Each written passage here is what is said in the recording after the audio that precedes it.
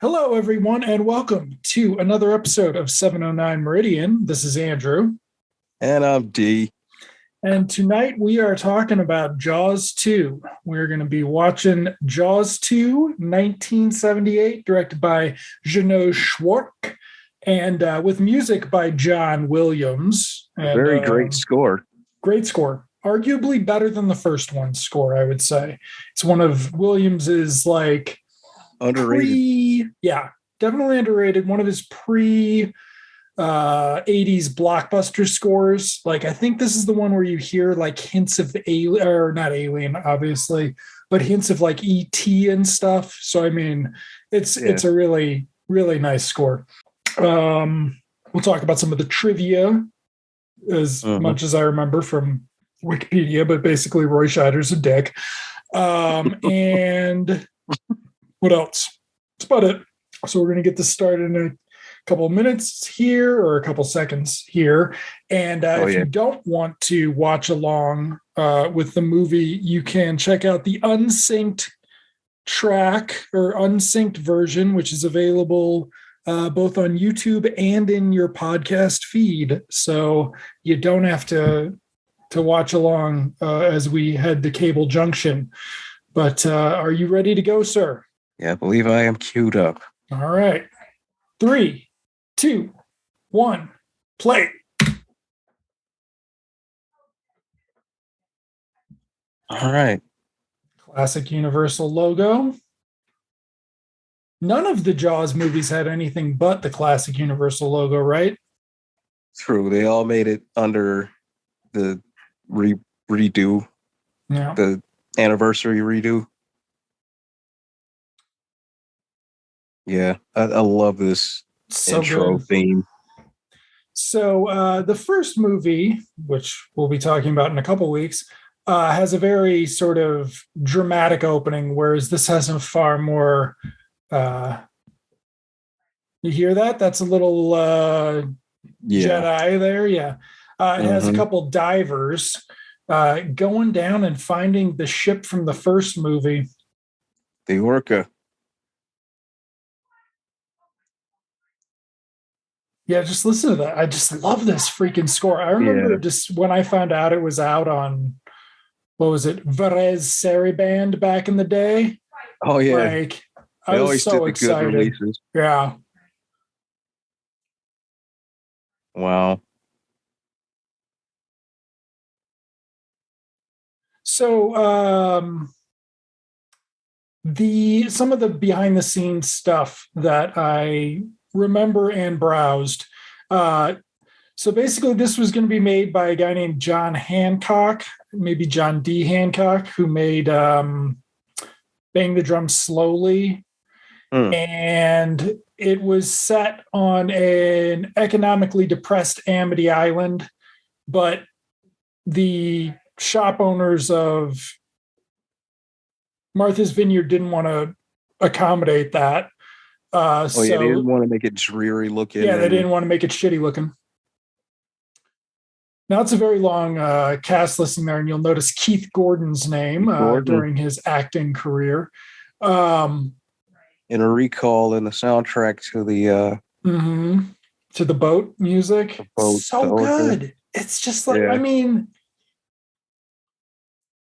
especially given Williams's output from like 99 on.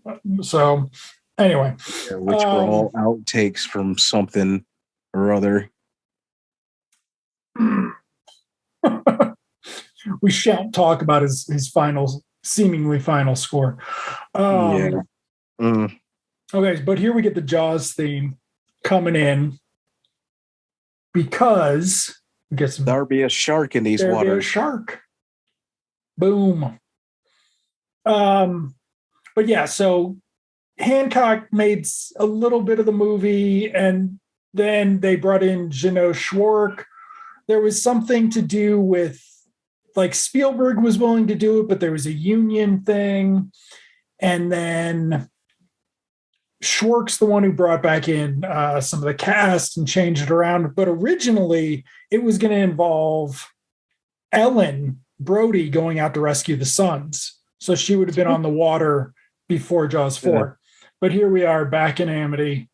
Good old Amity. On location. Back to the ferry here, which played a part in the first one.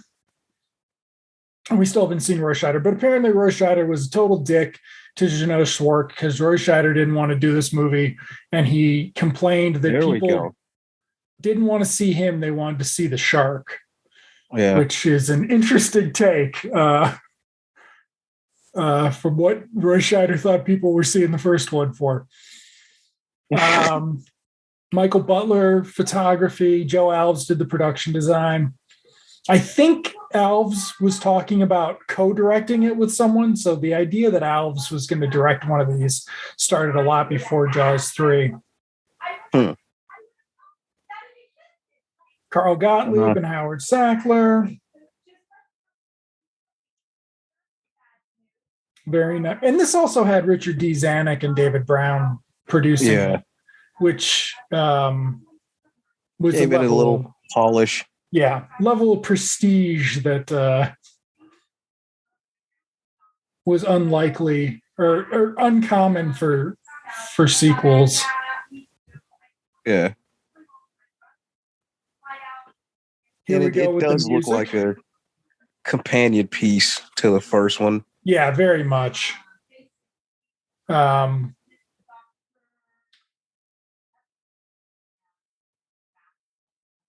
Schwarc is a director who never really... He did this. He did Somewhere in Time. He did Supergirl. He did... I would imagine Santa Claus the movie, was the one that ended it. But, you know, he's an underrated director who kind of just did genre pieces in an era when genre pieces weren't very good. But I always like this opening. It is a good shot.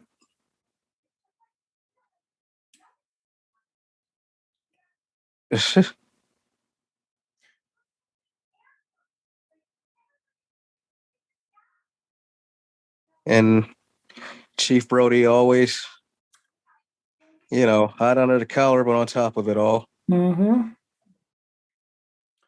The mayor's back, yep. Good old Murray Hamilton.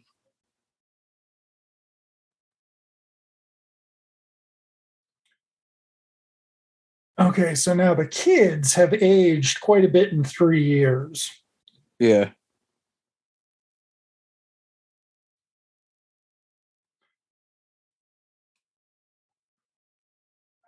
That's Hendrix right there. Jeffrey Kramer's there. He was just in that shot. Yeah. He was in the cast in the beginning. Yeah, but no, Brody just blamed him for not being able to get to the thing on time. Yeah. Huh. Okay, so this is and there's what's her face from last time, but this developer guy is this movie's complete dickhead. Mm-hmm.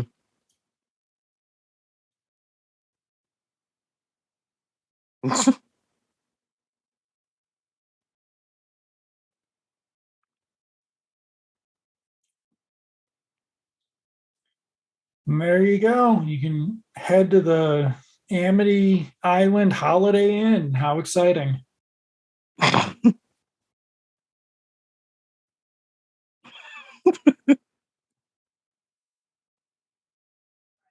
Such a non-event. This is what Amity lives for. On when it's not summertime, people would be much happier taking their business to where are the other beaches? Yeah. Oh, Larry's the mayor. We were talking before the show about what his son's... Oh, I think his son's name's Larry Jr. So. Larry Jr. Yeah. There he is. Yep.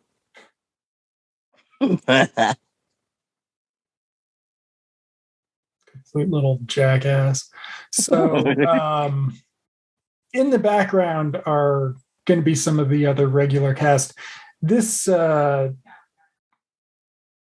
married woman working for a sleazebag is one of the 70s tropes.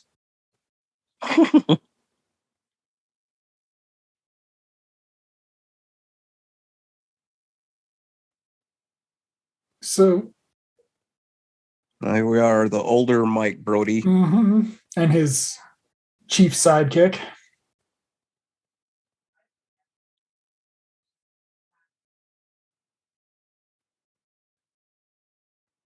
I don't know what older Mike Brody, I don't know what the actor's name is, but he's actually pretty darn good for such a disposable part. Like, yeah, because he doesn't. They could have given him more to do, but he does enough with what he's given. Yeah. And now we get to some of the other kids here. Napoleon Dynamite version 0. Yeah, right. And his buddy, Keith Gordon. Before he gets possessed by his car. Mm-hmm.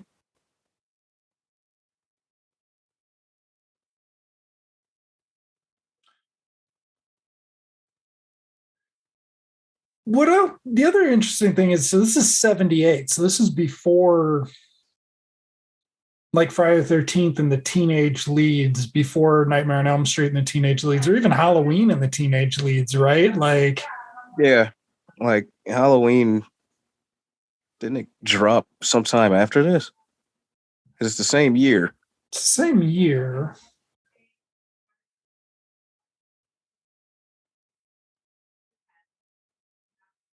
'78 was a weird kind of, yeah, it was like a transition.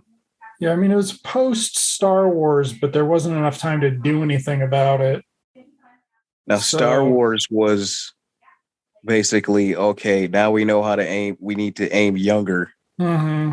That was, I guess, the angle for a lot of the rest of everything that followed. Why we got the teenagers all of a sudden. Okay, so this opened in the summer and Halloween opened in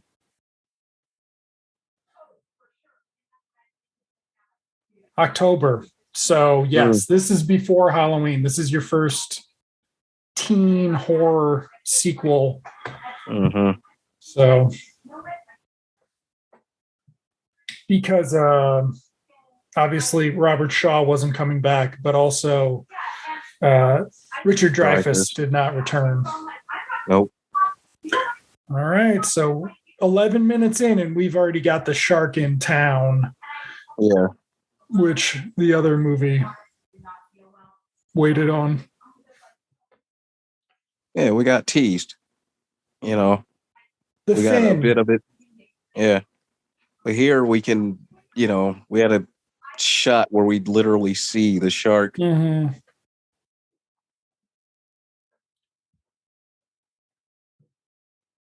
So already this is not a Spielberg film. Right.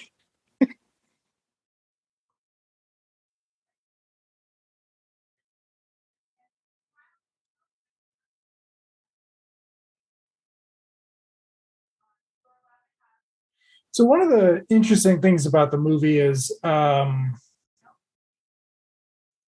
Brody spends most of the movie not knowing there's actually not a shark, just because of the way it's structured. So it's one of those movies where you could just, it's waiting for him to be surprised that there's actually a shark.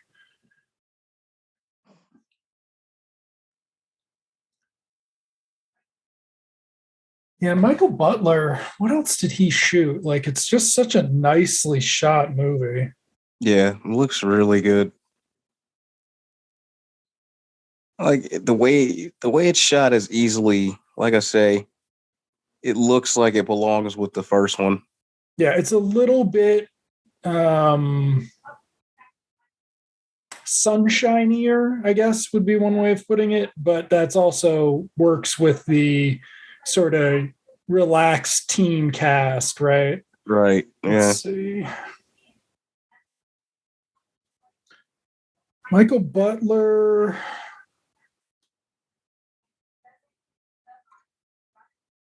Let's see here. He actually didn't do a lot. Wow. Okay. He did Missouri Breaks. He did Charlie Varick, Harry and Tonto, 92 in the Shade. So he was a 70s guy. And it looks like his career ended somewhat with Megaforce in 82, which is not a surprise.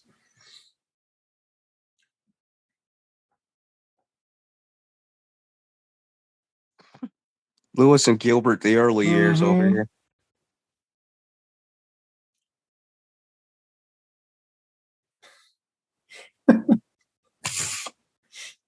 And then these two. Oh, yeah. Larry and his sidekick.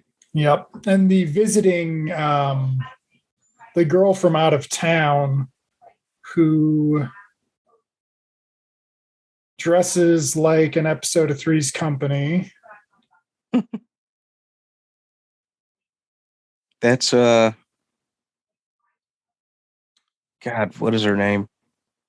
She also Donna Wilkes. Donna Wilkes, who would go on to play Angel. That's right. Yes. Okay. Not Avenging Angel, but the first one, Angel. Avenging Angel was Betsy Russell.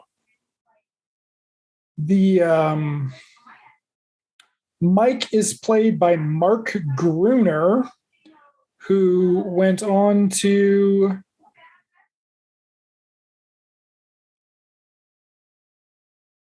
this might have been about it.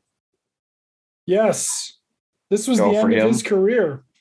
He guested on a Brady Bunch. He did a TV movie, 2 TV movies, and voiced something. And that was it. Yikes.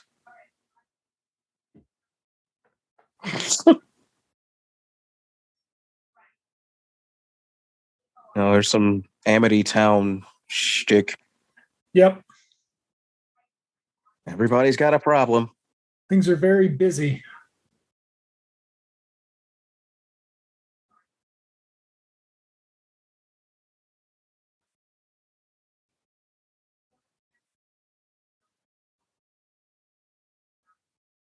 Uh-huh.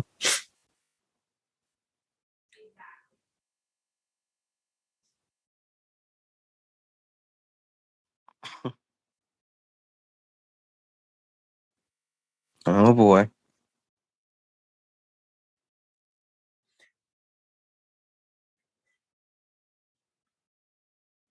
A lot of good one-liners in this one.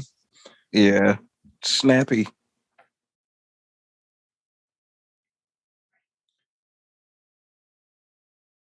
But yeah, most of it is going to be these. Oh no, this is the wind sailing or whatever that's called. Yeah. Do they get 8? I think they do, right?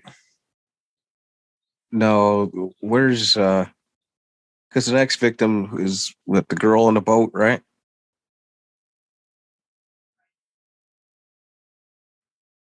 Or it might be this guy. I think it just grazes this guy. Oh yeah, and he's like all scared. Because I mean, when there are 4 Jaws movies, but this 4th one has no memorable anything. No. The 3rd one is very specific. So like sort of the franchise standards sort of come through in this, accompanied by actual John Williams music. Like, yeah.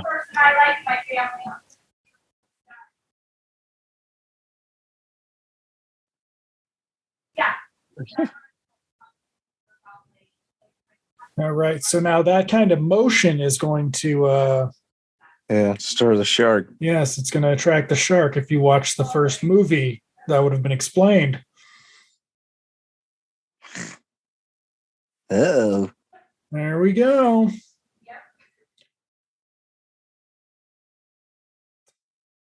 And ready, set, and chomp. Nope. Was there a shark there? Yes. Yep.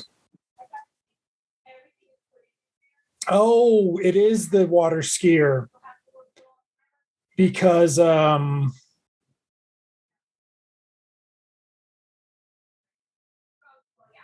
this one, the shark attacks all take the appearance of an accident. Yeah. So, as to make it seem as though Brody is having a panic attack of sorts or anxiety attack. PTSD. Mm-hmm. To get in.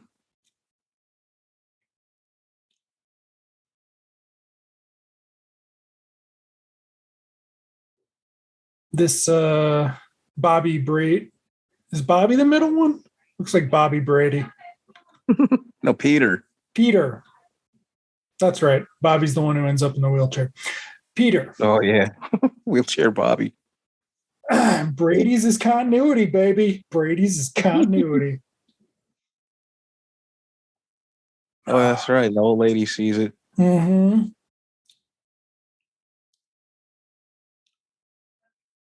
So that's Cable Crossing. Don't know if that is important later.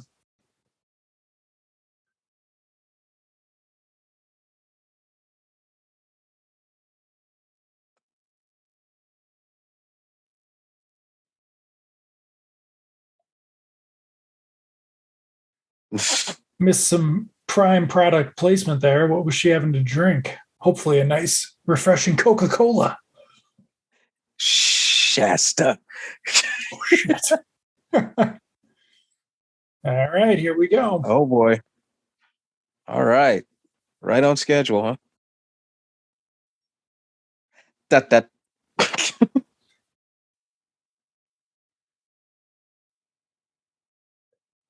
So with this, and that's what's, the set pieces having the fin, as opposed to Spielberg sort of, the shark would just come out of nowhere. Yeah. But here they really lean into the rising tension, but also sort of the special effects factor, which I think is one of the things that I really like about this one is that they didn't skimp on the effects. Well, there is a shot. I think it's coming up. You'll see it because it's so obvious, but there's a really bad shot of the shark in this.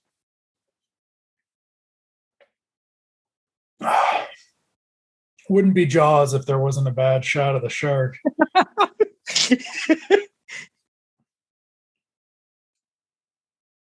That's a very Spielberg shot right there. Yeah.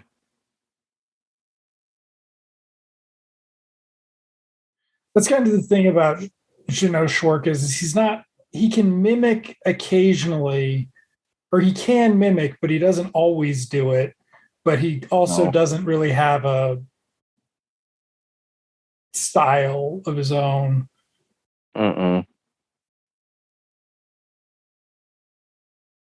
Uh-oh.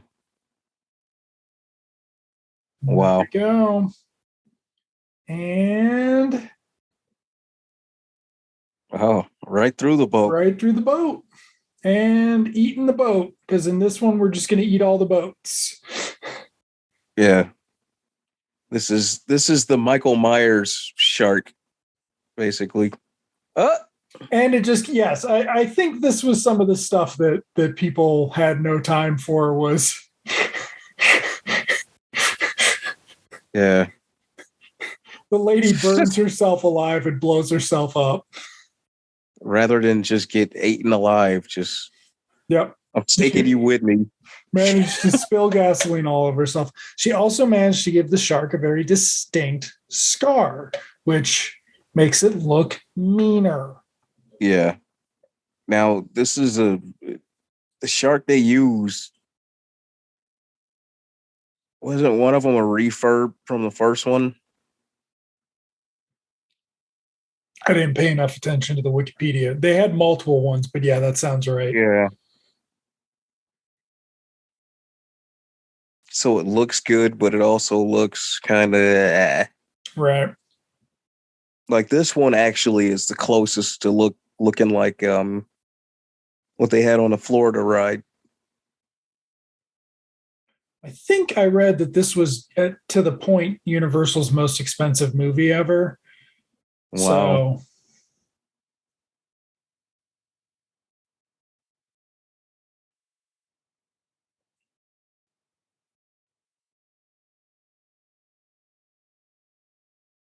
Mm.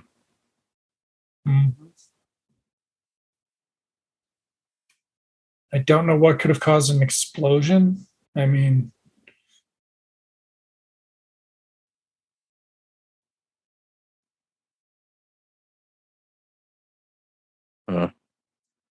Something's afoot. His Brody sense is tingling. Yeah. And I mean, distracted Roy Scheider-esque protagonists didn't get this distracted sort of in the 70s. Like, you get the moodier guys sort of in the 80s and 90s, but like, mm-hmm.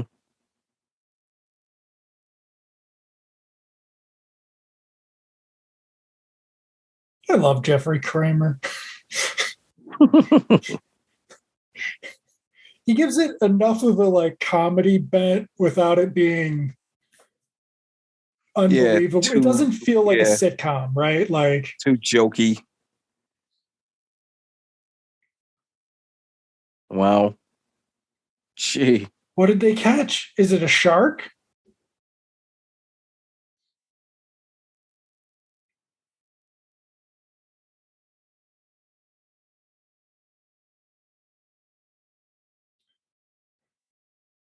Come on. That shot, of course, reminds of some of the fishing shots in the first one. I mean, the other thing is this is a sequel where you didn't have VHS, right? Like, right. Nobody had seen this. Nobody, if you saw the first one, you saw it in the theater. Yeah, the first one hadn't even come to television yet, had it? Oh no. Pay attention though. That's a power line. It might be important later. Or it might have premiered on TV while this was released in theaters.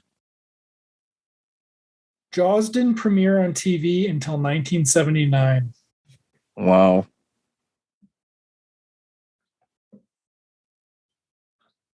It's a cool coffee Cheerios. pot. Cheerios. They had a big year in 78. 78, Superman, yeah. this, Superman yeah. and this.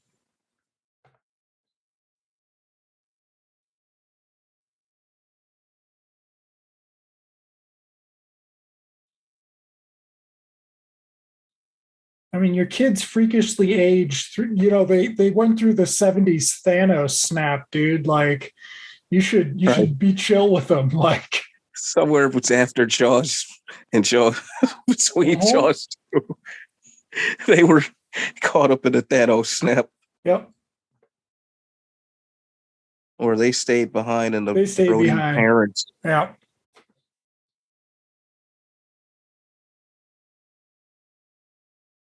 The other thing that bums me out about Revenge is Lorraine Gray's good, right? And they didn't give her shit in the other one. Like, she has none of this, like. Well, she's only good because she has a lot of her screen time is with Scheider. Yeah, but still, I mean, she's got a bite to the character that she doesn't have in the fourth one. In the fourth one, she's just moping the whole time. Okay, so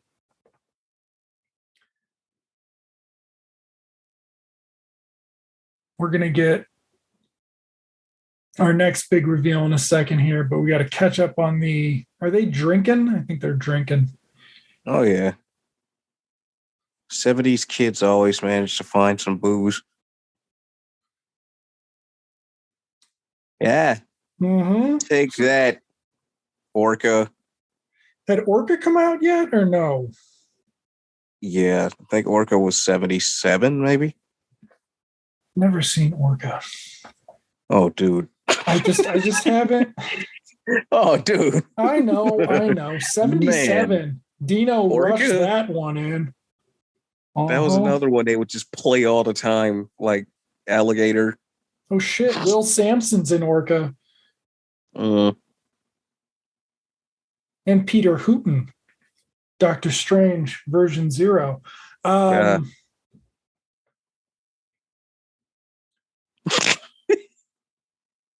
This actually was kind of a dig, a blatant, purposeful dig at Orca.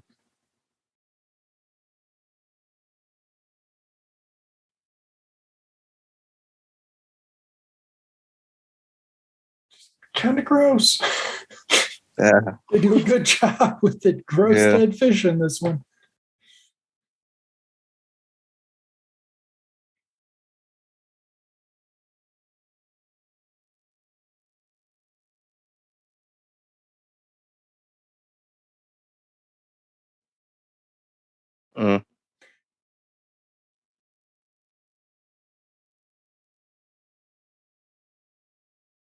So, as I recall, the novelization really plays up Brody's sort of PTSD, but this is okay. She's never heard of Jaws, so that's the other thing. She lives there, but has never heard of Jaws because of the snap. That's why. Exactly. Okay.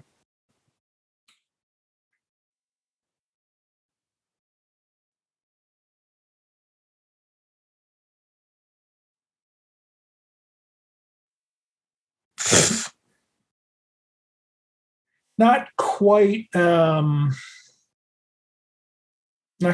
Dreyfuss. No. This was no boating accident. No, pay attention.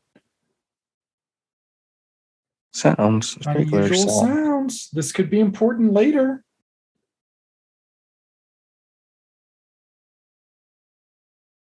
What is funny about Roy? So we were talking in last episode about how Scheider's late 80s weren't much better than Jaws: The Revenge. But no, he did, in his prime, he could do this better than kind of anybody, right? Like in the 70s. But I think it was almost a shame.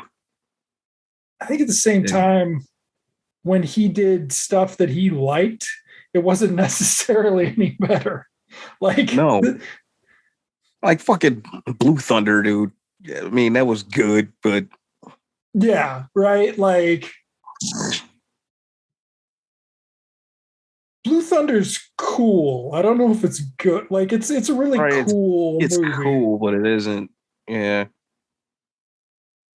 I also want to know who was in charge of unbuttoning Roy Scheider to 3. Oh yeah, so he could get his tan in. Mm-hmm.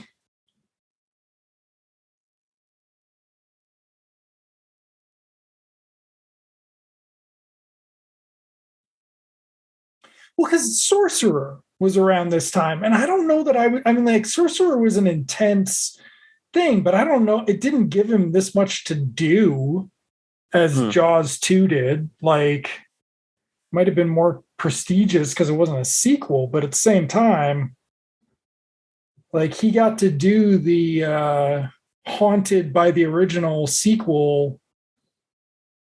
You know, Jamie Lee Curtis has made a career out of this at this point. Like, you know, and Roy Scheider didn't even care. Well, Roy Scheider, he didn't live long enough to, I guess, have that reappreciation for it. No.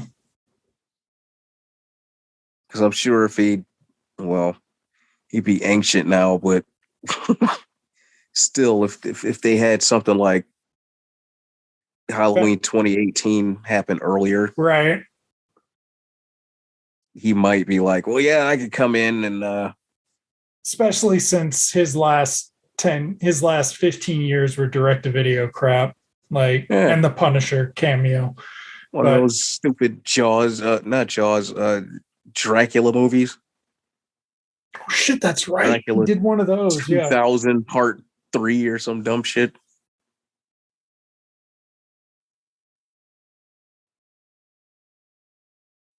Now here we go. Mm-hmm. The mayor's making excuses again.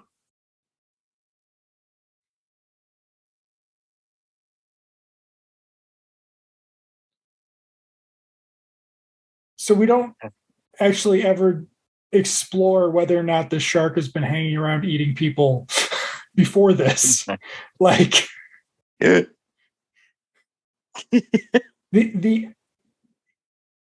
because they aren't worried about the guys who went down at the beginning yet. That'll come in a bit, but God, Murray Hamilton is the best asshole. Like, just yeah. If he hadn't, passed on, because obviously James Cameron got a lot of work that could have gone to him. Yeah. Very picturesque beach shot there. That is nice. I like that.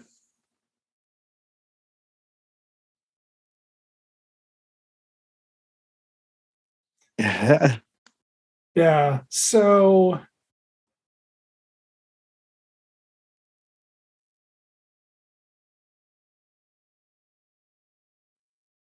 like I feel like if you did this a little bit differently, if you cut this just a little bit differently, it would give Jeannot some more personality, because it's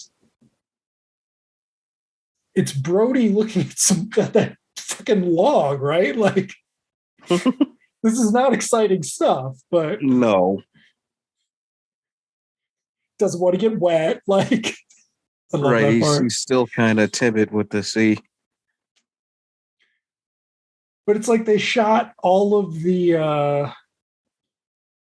Brody's outdoor shots. They shot it in the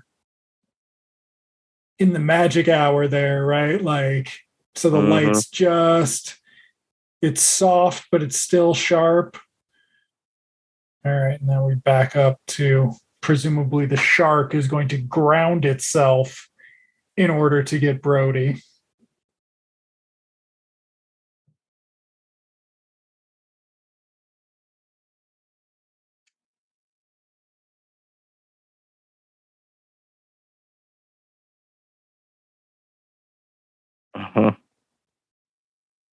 I wonder if this was a trailer thing or what. Like, this is just a very long. Yeah, it's a little too much for it not to be a, there's a body on here, scare. Right? Yeah. Yep.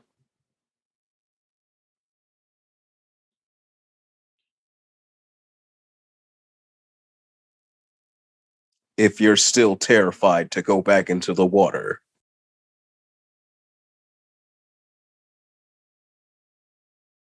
I mean, what was he expecting to find, right? Like, I mean, of somebody who died in that boating accident. Okay, so for people who haven't seen the first movie and are watching along with us, he is now putting sodium cyanide in these bullets because that's what they used in the first movie to kill the shark, but not I don't think in bullets, right? It was in the tip of the thing. In the tip of the spear. But yeah, so we get this very nice sequence of him wax tipping them, that the bullets there. Very macro shooting, very nice.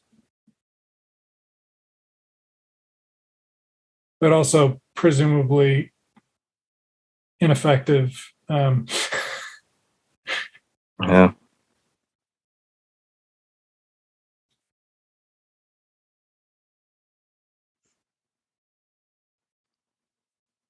And they're already trying to make him look loony. Mm-hmm.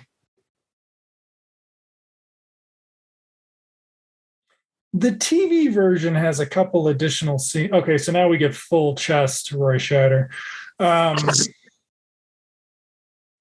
But the TV movie has a couple additional scenes. The TV version, I don't know if they included them on the Blu-ray, but they used to be on the DVD. I don't remember any of them actually adding anything. It's like Brody driving the wife to work one day and nothing else with people thinking he's weird, though. Which probably would have helped, but I think it's already kind of a, even though they've gone to the whole, they went the Three's Company route where they're all just like, Chief's gone crazy. Yep. Even though we've known him for all these years. It's the snap, man. Like, yeah. All right. Okay, playing some Pong on the TV there. Yeah.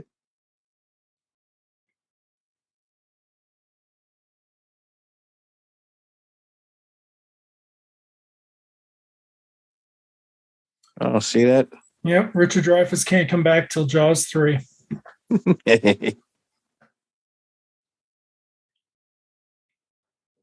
Or at least that's it. That's at the end credits.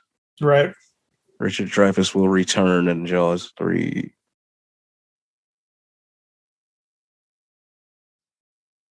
'83. Did they just not have that idea? Like,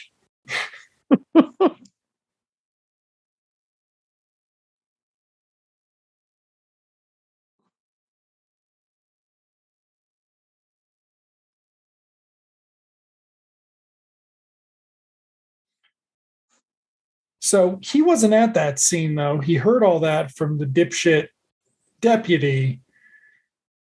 So I'm wondering if we're getting into areas where somebody else shot it before they changed the script.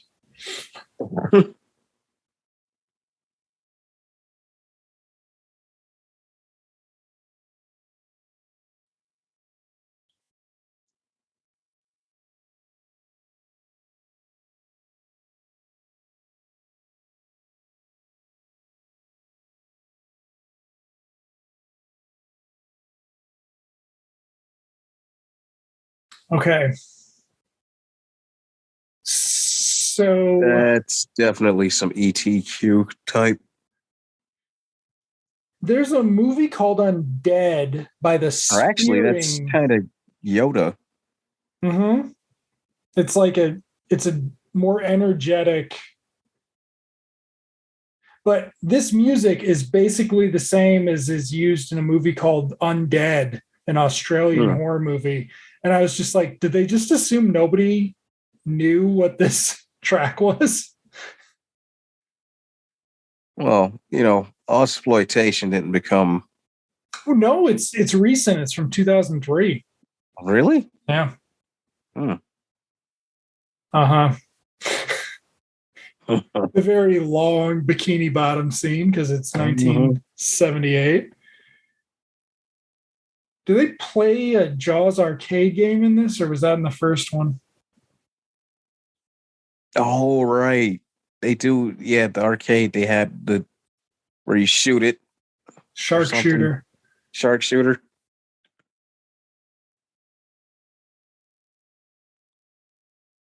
Okay, so that was all set up to Brody being up in the Shark Tower. Which were referenced in the first one. He saw it in a book, and I think they're going to discuss it in dialogue, that he got that tower after the original shark attack. Did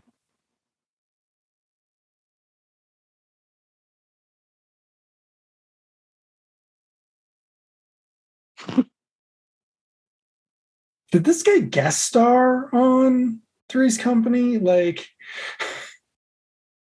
he looks like it, don't he? That damn suit. I'm noticing she just saw the chief.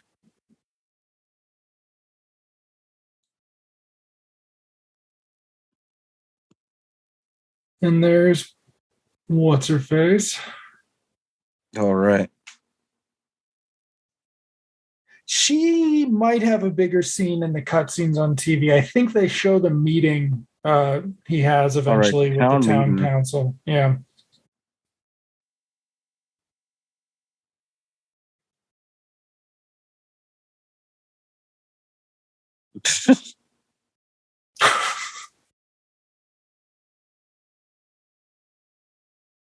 Okay.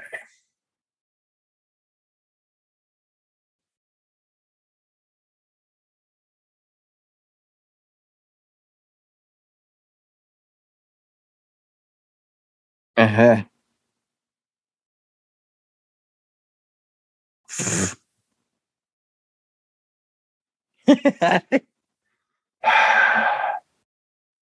Mm-hmm. My friends are off having fun while I gotta work. And the mayor's daughter took my girl, or the mayor's son took my girl.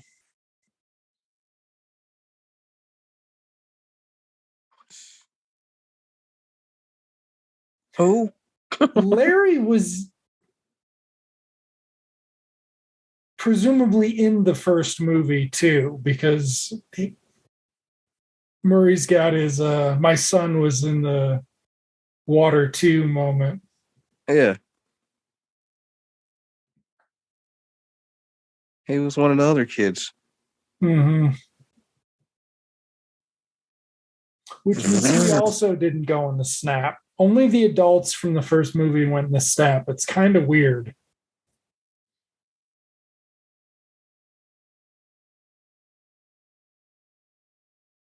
The little kid, he's looking for sharks. These suit that. Whoa. Oh, 70s fashion is Dick Van Patten over here. Amazing stuff. Yeah. That must have been a pain in the ass crane shot. Oh, yeah. Just to get it just right. Uh-oh. What's he see?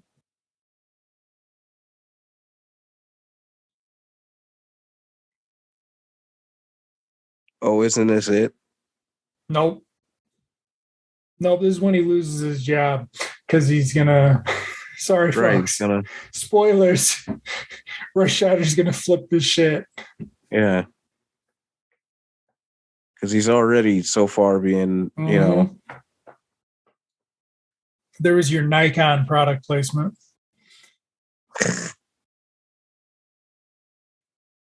They were classy with this one. They didn't go for Shasta. They went for Nikon and Cheerios. Oh. Nobody listens to him. Like, what if it were a shark, right? Like, yeah, people will be ate up.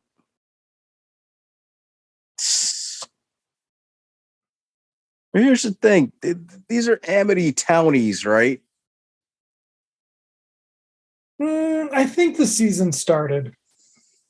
It's just, you know. But it's just not as busy as it was in the first one because they got sharks in the fucking water. So this is such a Ghostbusters 2-ish kind of situation where they go back to square one. They act like none of this shit happened before. Mm-hmm.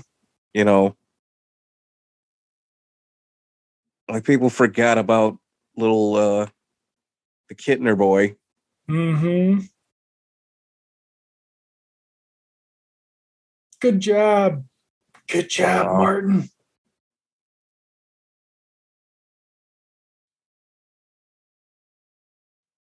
Okay, so reminder, nobody knows there's a shark yet, except the people the shark has killed. Right.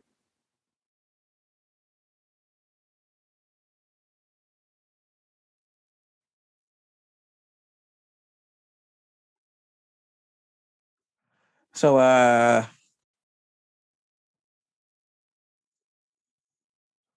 you killed some bluefish.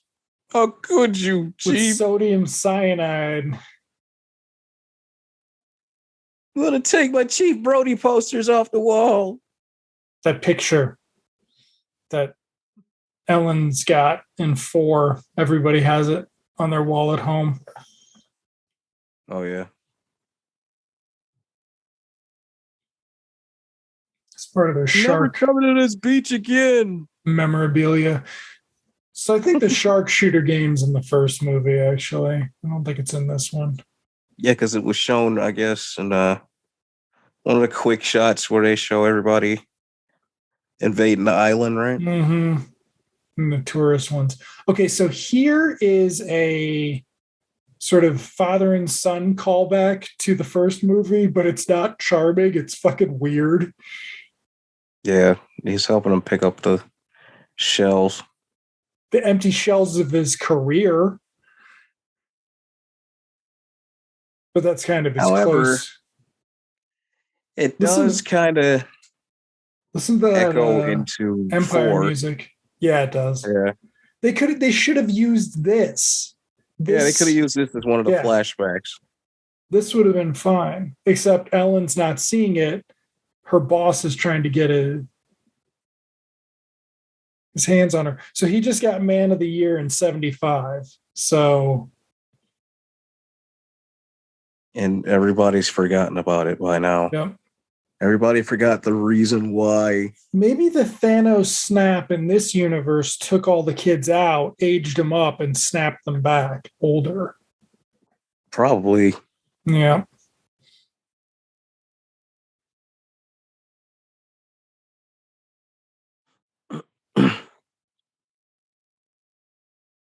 I think you're going to want to take this one, Chief.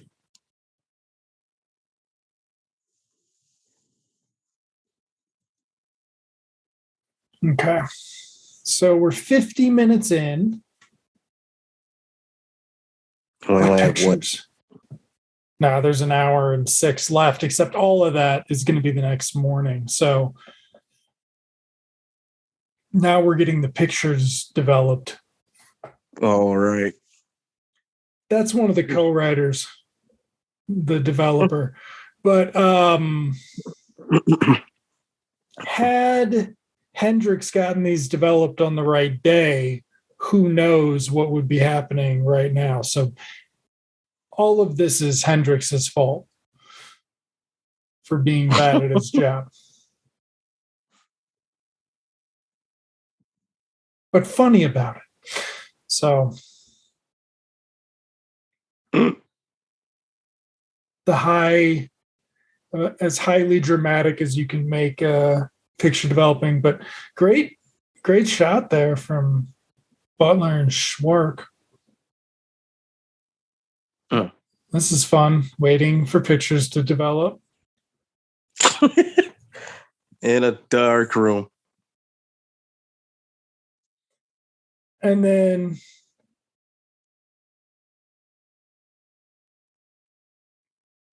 this is one of those movie props where it's unclear what the actor's seeing. Like, I always thought that that's supposed to be the eye up in the corner, but I don't think it is. Is it? It is. Okay. That's the eye, and the rest is, but it's the mouth. Is that what he's seeing? Okay. Yeah, because then he shows the mayor. He's like, "That's the eye." Okay, I thought he said something else.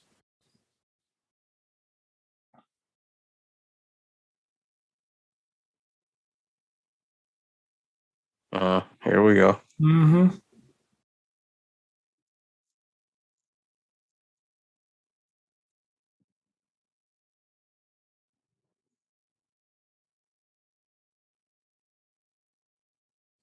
He might have been in the first movie, the first old guy. It's underwater, isn't it?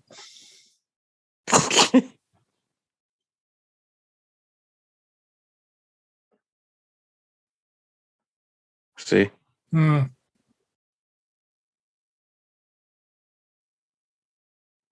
are you talking about, Chief? Are you sick?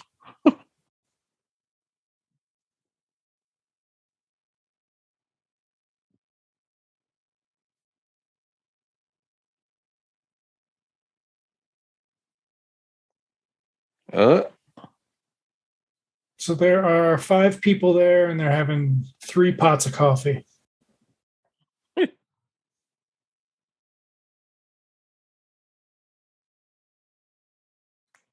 You stupid or something?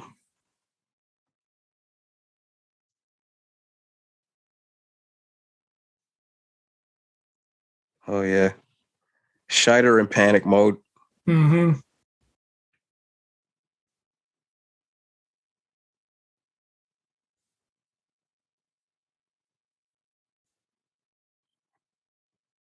I'm feeling go to hell again.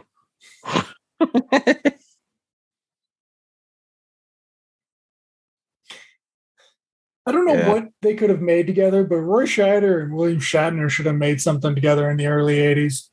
Oh, yeah. Just some balls to the wall thriller. Mm-hmm. Hell, they could have just used him as a Richard Dreyfuss replacement in this. Oh, funny.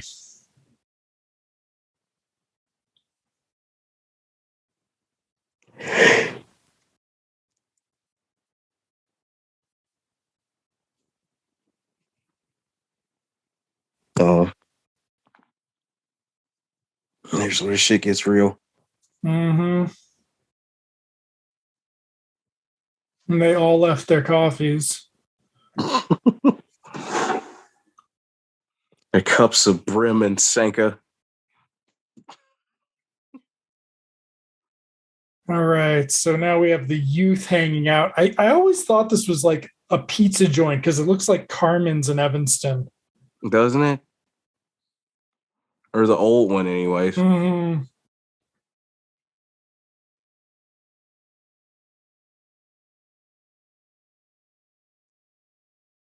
Is that the first time? It is a pizza place. I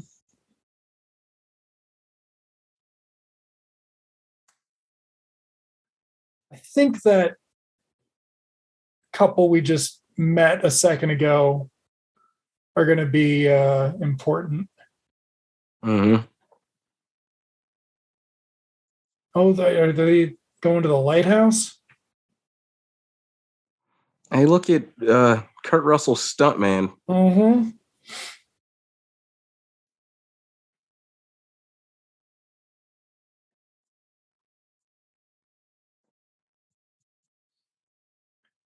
So they all hang out at the bar in a pizza place and drink pops and smoke cigarettes. Is that what I'm getting out of this? Well, it's teenagers. Okay. They probably and Mike, he's the square, he's the sheriff's son.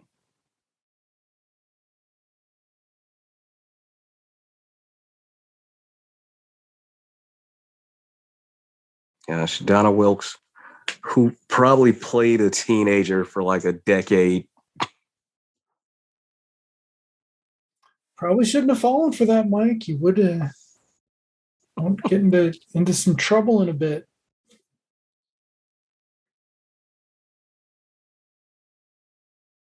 I can't remember how they get from nighttime to daytime though. So yeah, there was a scene where he gets fired and we missed that. Instead, we're getting him going home. And you'll notice his planter is one of the buoys, the floaters. The barrels from the first movie.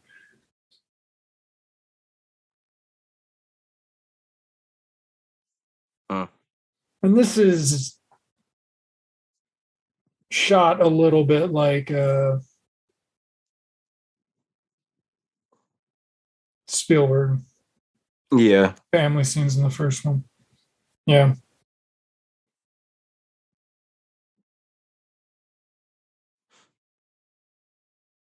It's just wasted.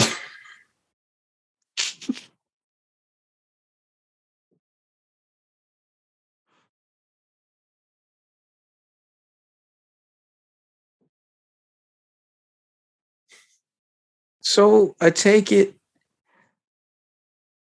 between when in 4, when he gets reinstated at the end, right, or something? No, there's no resolution to anything with him at the end. It's all in your imagination. Because they do say he was still chief until a certain point of time. Mm-hmm.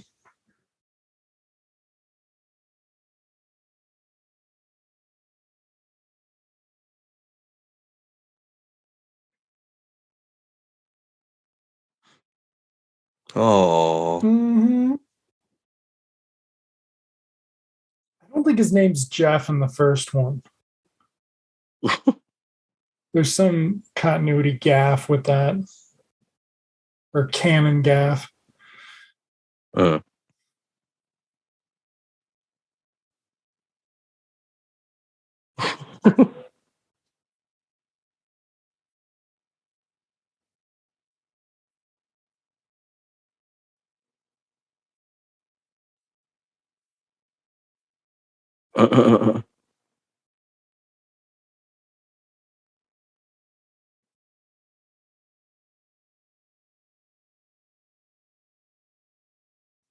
Drunk Roy Scheider. Yeah, drunk mellowed out Roy Scheider after we saw him turn to 11. Well, he thinks his kids are safe, right? Like he doesn't think they would have disobeyed him, not Mike. Yeah.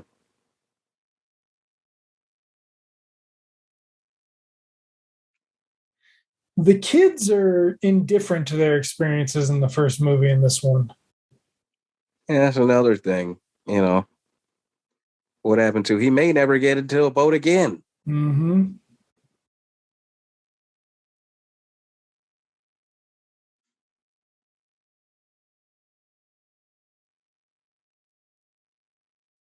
I always like this bit.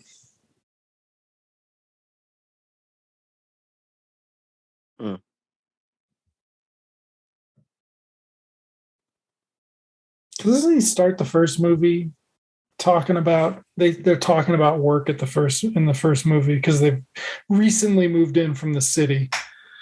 Yeah. But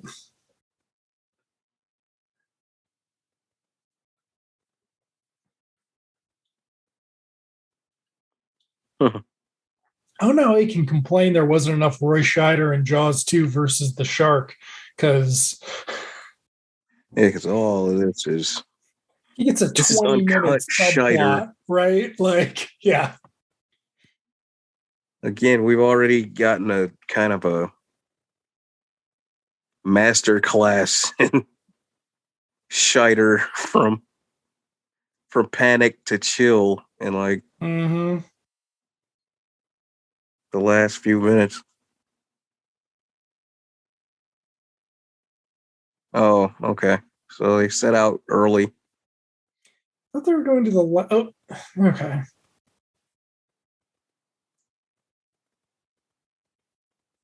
He's got his breath spray. Gonna do absolutely nothing to his hair.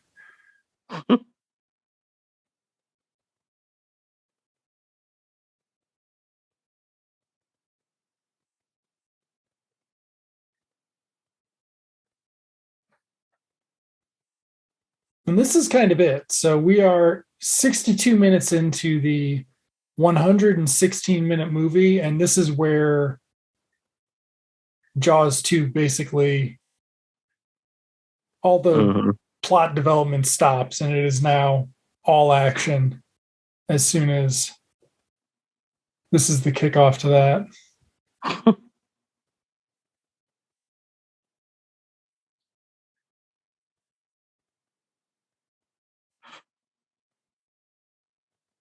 But it's one of those other things where Roy Scheider's not going to know about any of that going on for quite a while.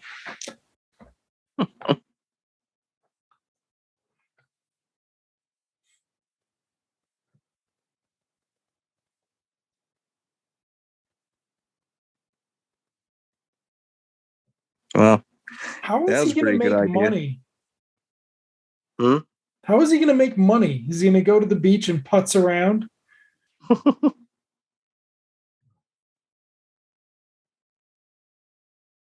That's right. He goes and hangs out with the girls.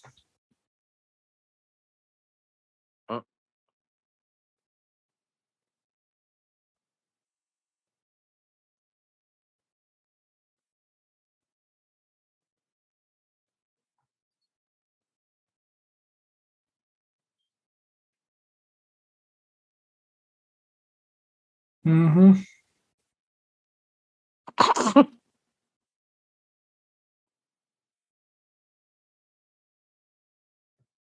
Timmy. Poor Timmy. Timmy Dynamite. Napoleon's gonna be.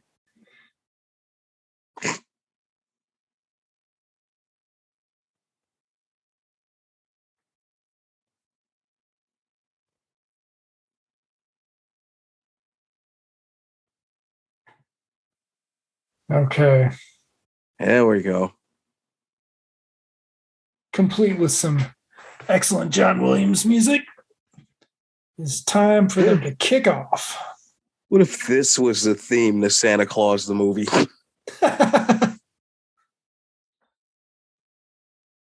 No, really? Like, no, I'm yes.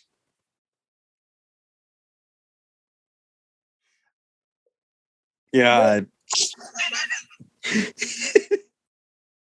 Good music would have helped those movies get away with a lot. Yeah. Like a lot.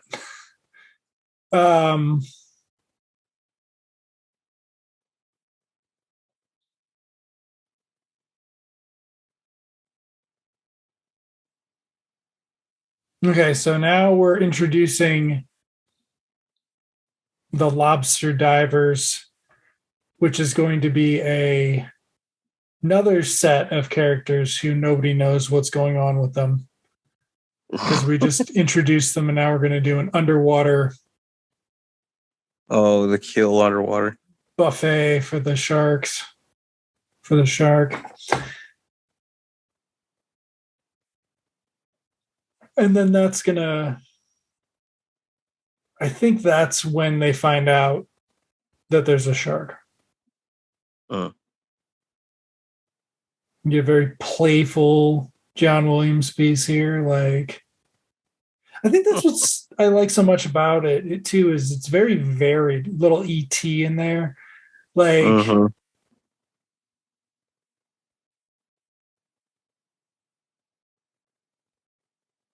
it's just such a strange set of set pieces that he gets to do. Yeah. Before the theme comes in, of course.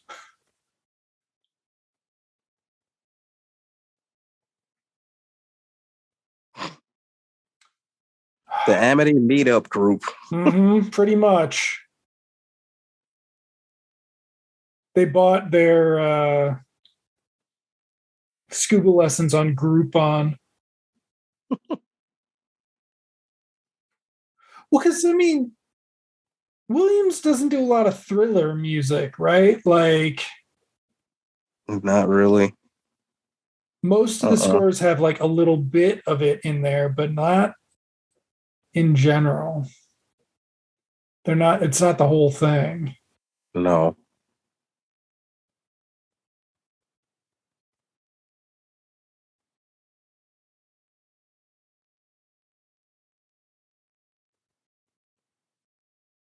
Is it over yet? Are we ready yet? This is another place where Schwarc needed to sort of better establish himself. Yeah. Although, wait a minute. Yeah, the shark's going to get him in a second. Yep. There we go. There you go. And because you forgot, it's the one from before. Oh, shit, that's right. He fucks up. He gets the bends and he can't tell anybody there's a shark.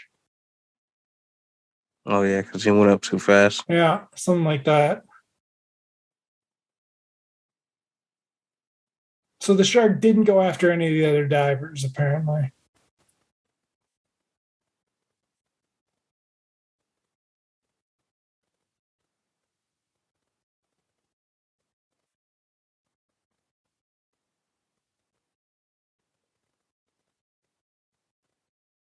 Is that the guy from the first scene, or are these just...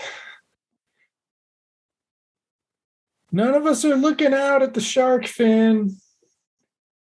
Or the front half of the friggin' shark that's sticking out of the water there. Sticking out of the water and shit. But there we go. It's going after the kids.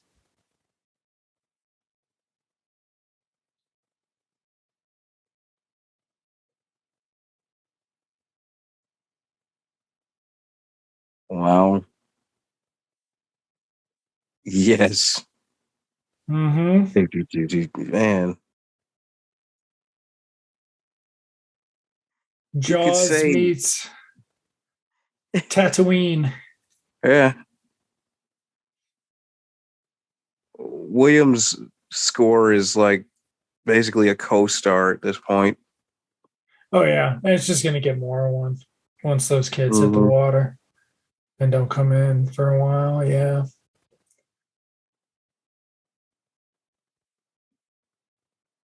Yeah. Went to work. What a good kid.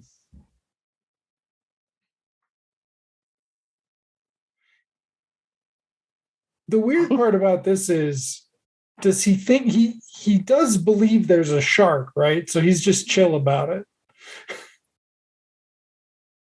He's just gonna let it eat people. Yes, as long as his kids aren't out there.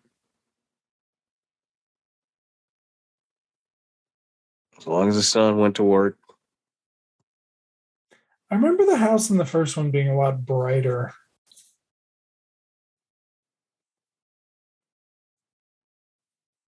Yeah, it's lit a little different in this.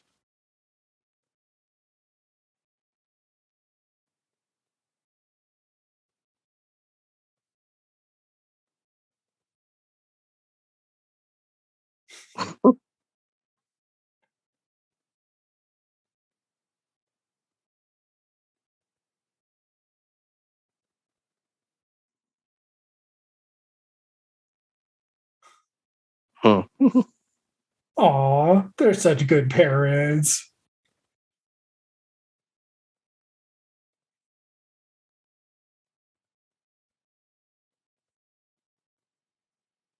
And they could afford a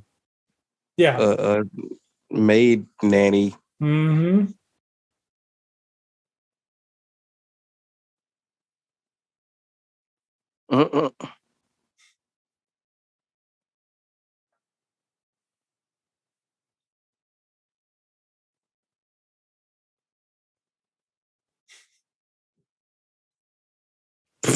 That would explain his behavior in the last scene. A nice six-pack to start him off on the way home.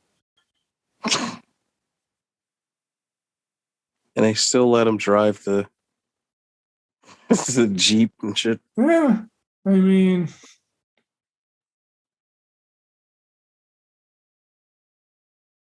okay, those are the ones from the beach. That's Peter, Brady. Uh-huh. I thought there was another set too.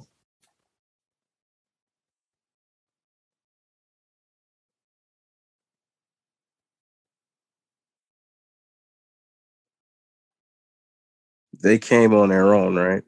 They weren't with the other ones when they took off. No. They're going to meet him there. But they are not the couple who was at the pizza place making kissy face over the table. Okay, so there are the others. We might have just missed. Yeah, there they are.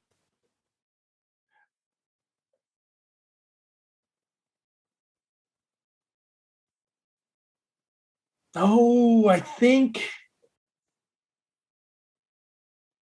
Yeah, that's right. Okay, so they are. She's going to be a witness for them of the shark in a bit. Yeah.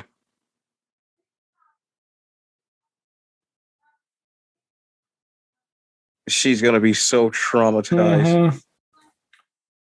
She might even just uncontrollably yell shark.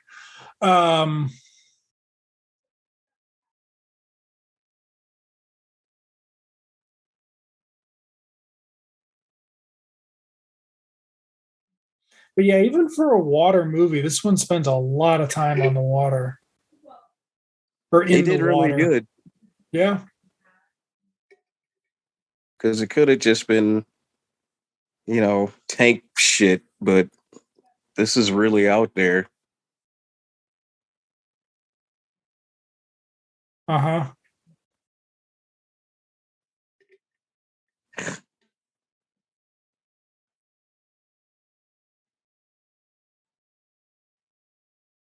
Another clip they used on Terror in the Isles.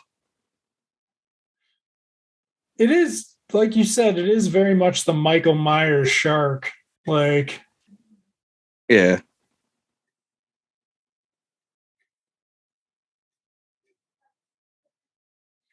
I think that shark's 20 feet long in this one. Huh. I can't remember. There's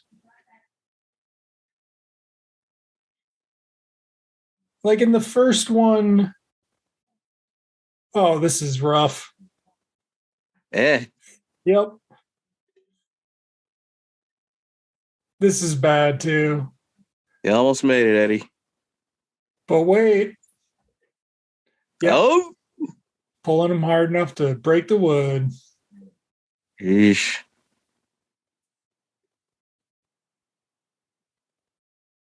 All right. So the shark has just eaten.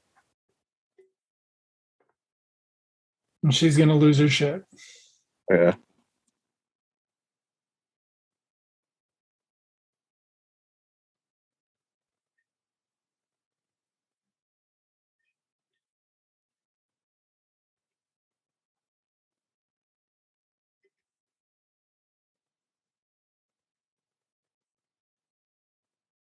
Huh. Yeah, so I think the driving her to work cutscene sort of echoes to this one because it's earlier. Right? What the?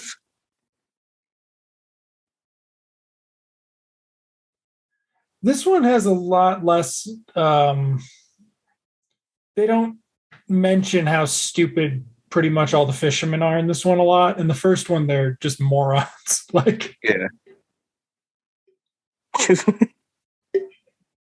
All right.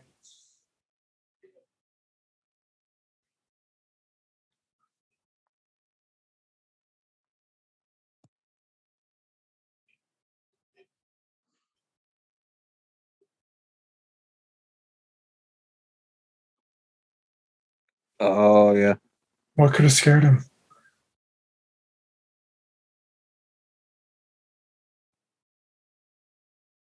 Okay, so no, the townsfolk don't know that there's a shark until Brody gets back.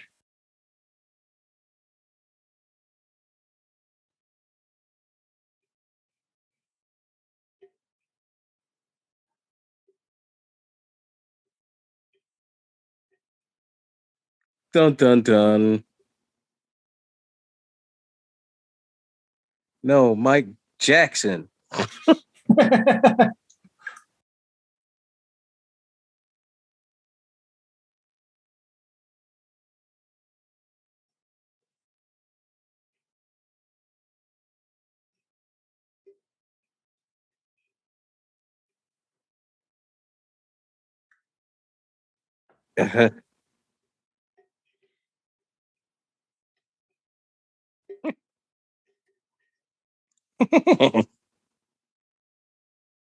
So they actually did make Hendricks acting sheriff. That seems concerning. Yeah. Well, it's the Andy Griffith episode where Andy gets voted out. And Barney becomes the sheriff.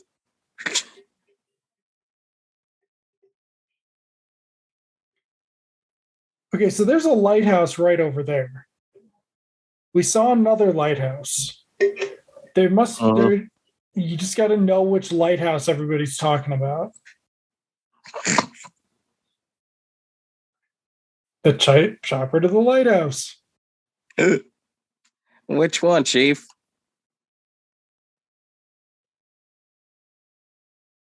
Now, in Florida, the Universal Studios Jaws ride, it's turned Amity into Amity Tours. And the original finale was designed to mimic the original finale of the first movie, where the shark is shot and blown up. And they thought it was a little too elaborate because, like I said, the other commentary, the shark attacks the boat and drags the boat, but it was too much on hydraulics and everything. So they altered the finale to basically mimic the end of this movie, where the shark is taken care of by electricity. Okay. And it's really cool too, the way they do it. The shark is damaged and he pops up again for one last scare, and he's like all charred and burnt. You can smell it, and oh man, one of the greatest rides ever. All right.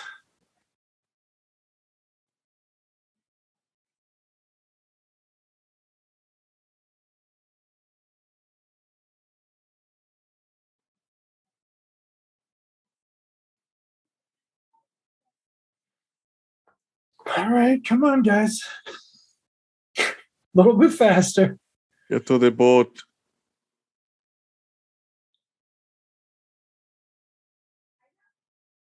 Roy Scheider's like, I'm not doing a big stunt shot. Somebody else can do that.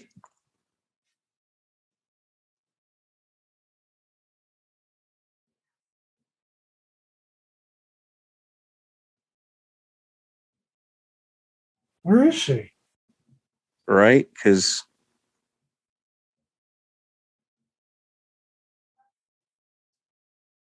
I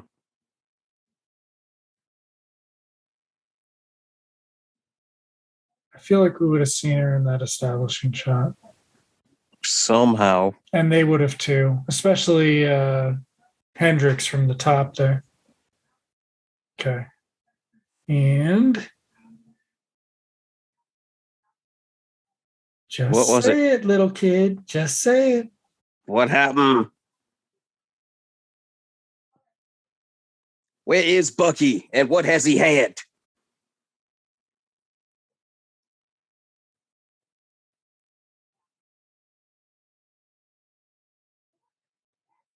Who done it?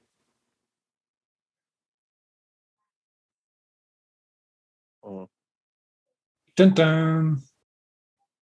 Roy Scheider was right all the time. Okay, so maybe that's how he got to be chief again, huh? They sort of rescinded his to make him look good. Yeah, I mean, there are a couple that's left unresolved. So's the shithead developer boss. Like, somebody at one point must have thought about having him punch that guy out, and then they either didn't want to bring it back to land or didn't shoot it or what, but like that arc is left completely undone or incomplete, along with him getting to be chief again. Mm-hmm.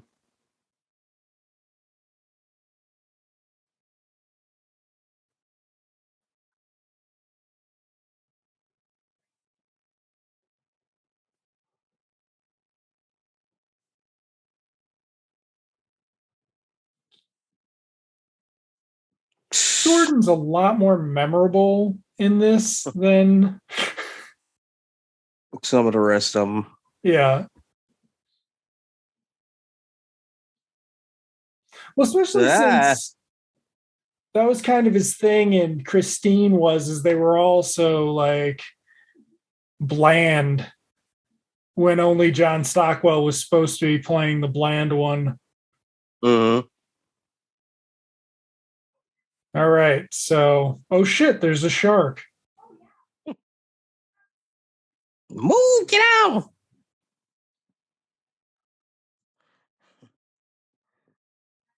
I'll be damned if one of them says, "What was that?" Okay, Mike's out of commission.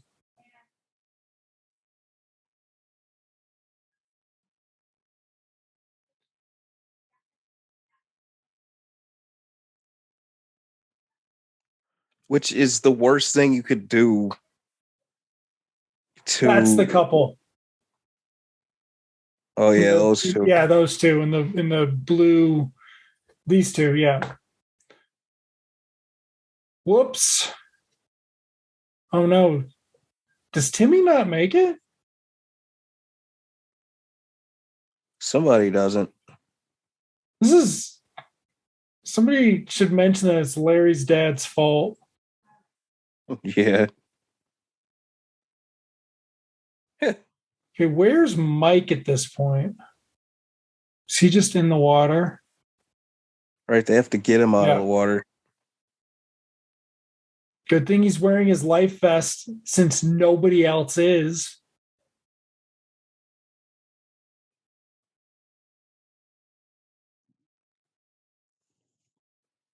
Get out of there.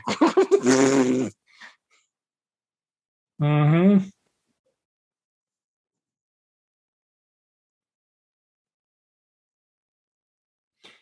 What I love is that by this movie, everybody knows exactly what the fin means. Mm-hmm.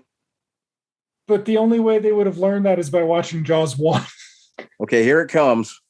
All right. Worst fucking shot.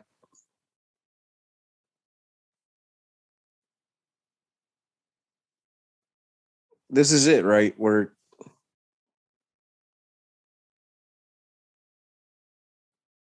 look at that. That's just how sharks' mouths work. They fold in on each other at the top. Upward, yeah.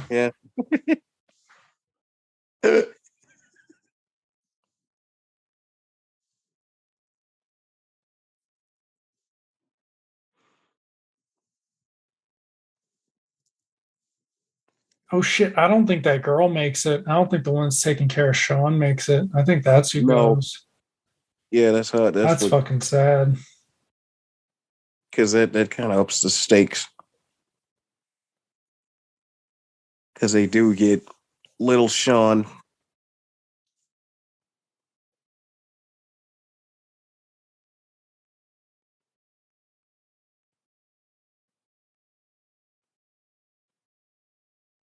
Okay, so they are out of the movie. I think, right? Like, do they come back? I don't think they come back. I thought they get found. Yeah, Brody might happen across them. We've got 30 more minutes of these kids MacGyvering their way through this situation. Yeah. Trying to elude the shark.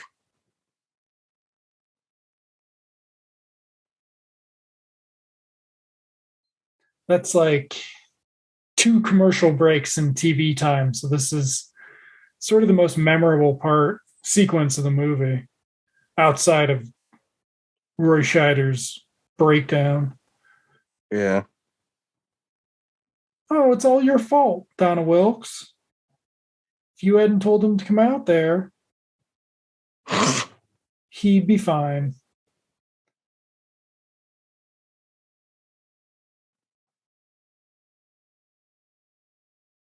Okay, so I think is that the lighthouse they're talking about, and none of them stopped there? Right.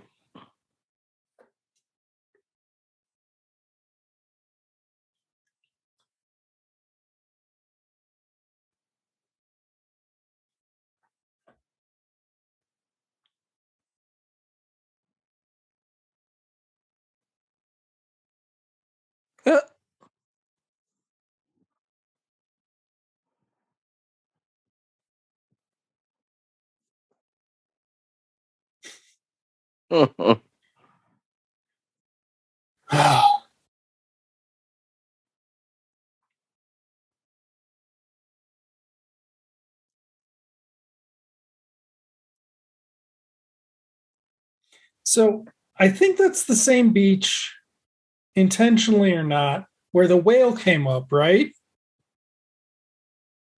Yeah, bring it full circle. So the kids were all there before when the whale was there, right? Did they drive over? Mm-hmm. And also, I think that was the beach where they had a bunch of broken down boats on it at that point, too.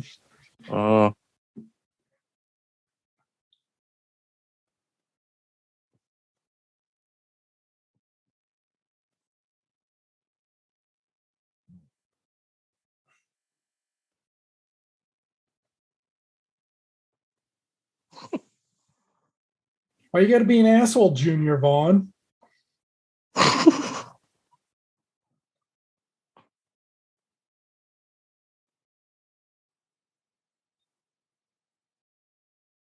Cable Junction. Uh-huh.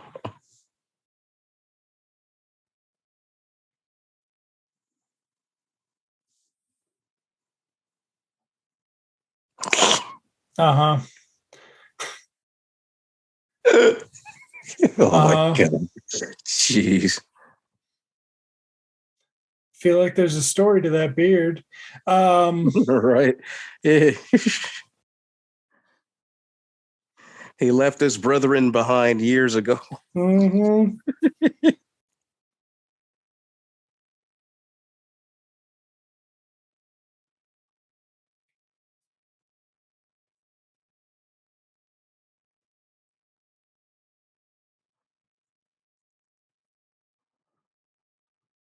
Oh shit, I thought that the helicopter went much later than this.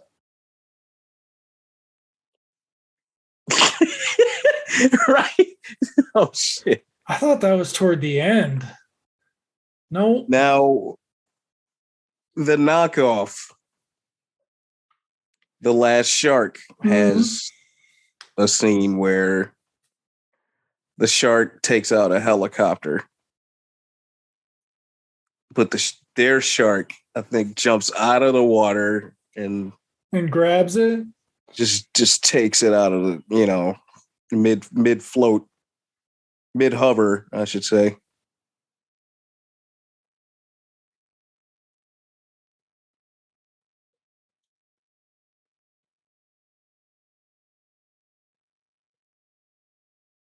Yeah.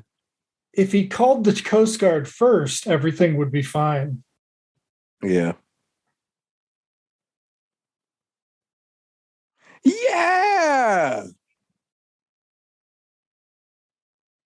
Notice the kids haven't been like, there's a fucking shark, dude.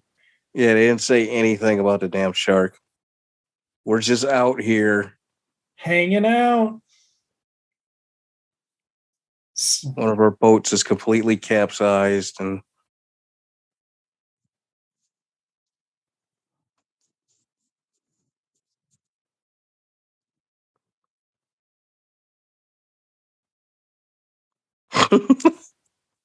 okay. Get your Jaws 2 playset. Pretty much. Complete with helicopter. And come on now. Come on, Jaws. Yeah. Ah!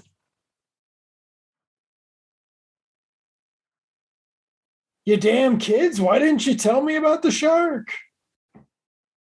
Oh.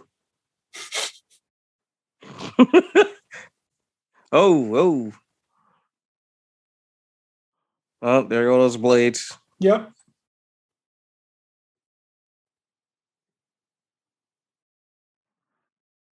Yeah.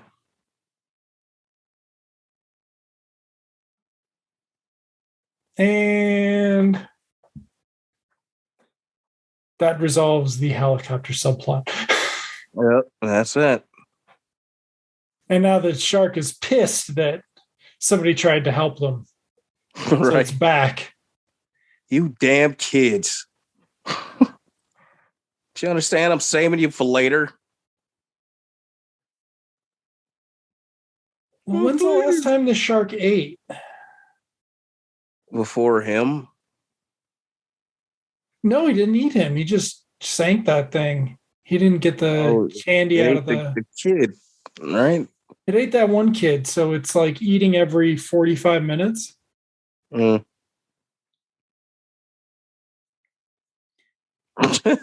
There's no they don't establish how long the kids are out there and things like that. Like it's one of the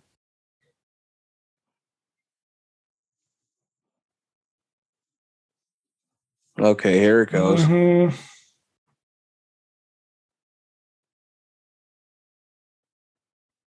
This is rough.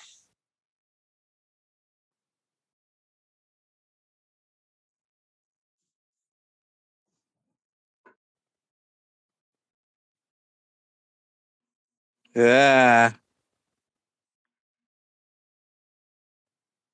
Oh. And there you go. One bite. One bite. Life is rough out here at Amity. There's another deputy that we've never met before. Oh. So he does get some resolution, but he doesn't get punched out. Did she smack him? She ought to. Wait, they did have an extra scene, didn't they? With there's like a sleazy, not just him, but another guy, right? Can't remember. Maybe. It did seem like he was in this more, but I don't remember ever actually watching the TV version. I think he just guest starred on stuff and because there was a guy, wasn't a guy together. From the dude from that killed Cornelius in Planet of the Apes, right? Wasn't he in this? The soap opera guy? No, that's 3, right? Oh, what was this? I thought McCorkindale? Not McCorkindale. There's like another guy. Gosh. The dude from I can't even remember. Hold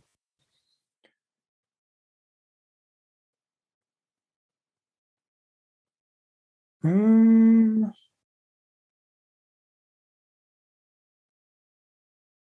Deleted scenes. No, but in the deleted scenes, we find out that Mayor Vaughn voted to keep Brody and trust him. Oh.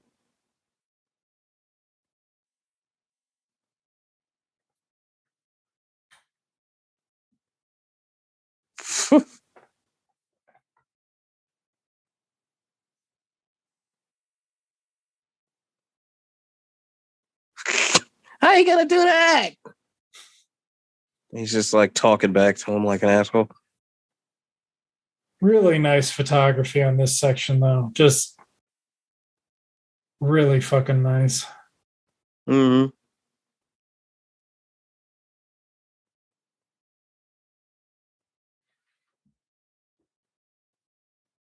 But I mean, like, the Brody kids are just like incidental to the. Right, because from what I'm thinking is, how the fuck do you knock out Mike Brody when this could have been like his sort of, right, heroic thing? Why are they in this? Like, they're just there as like, right, but it's not even the same actor, so it's just like. And this could have happened to any of the rest of these kids out there. It's just to give Roy Scheider a reason to care. To actually be out there.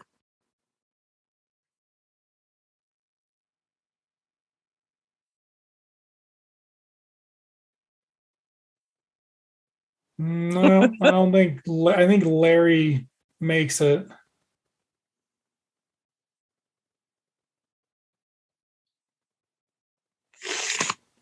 Okay, buddy. You cool that out. Ooh, little scene transition music from Star Wars there. Mm-hmm. Oh, Larry's not so bad after all. unlike his asshole dad, who we don't know, tried to save Brody's job.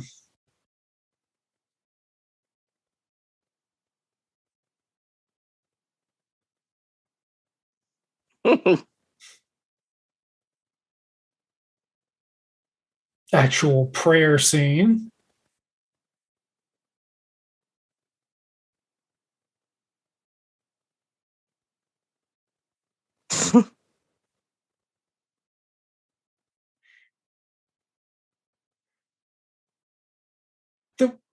Who's the target? Isn't she next? I think she might be. Who's the target audience for this movie? It's people who are terrified about letting their kids go sailing. But this is also all the kids that went to go see Jaws over and over again. Good point. It is the Jaws fans. It is the teenage Jaws fan old enough to see themselves represented on screen.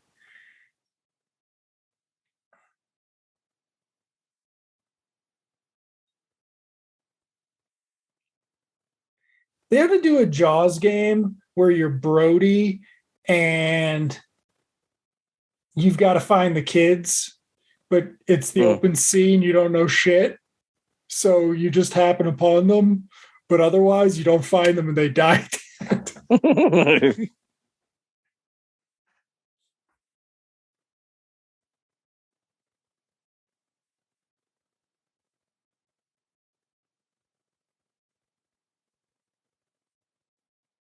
So Mike waking up was not important enough for a scene. Right. Because he was knocked the hell out. Wasn't he bleeding? Mm-hmm.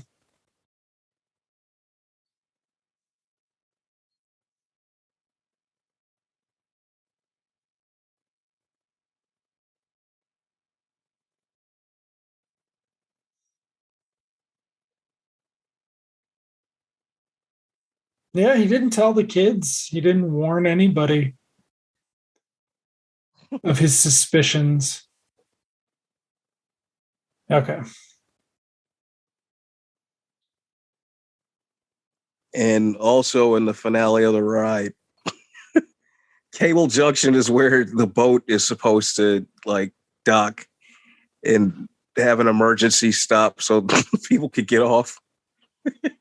Yeah, you go take a shit on the rocks. It's fine. You gotta go, you gotta go.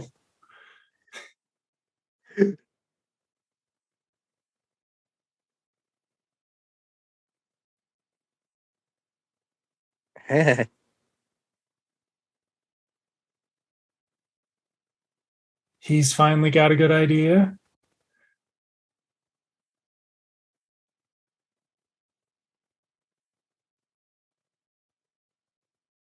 Didn't you see the movie? It gets attracted by. Yeah, this movie only makes sense if they saw The Last Shark.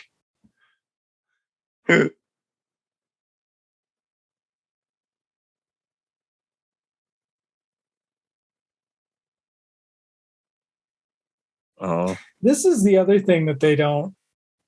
They play with it here, but it's not like a. It's not like a regular sort of Jaws thing. Is that people don't know what else is going on in the water besides the shark, so it could be a thing.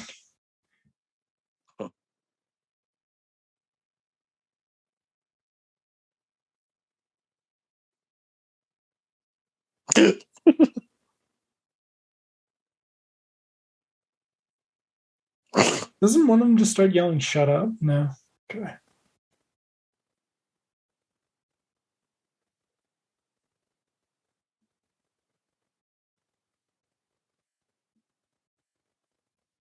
What? What are we supposed to hear? Oh, we don't hear it yet. But now we do.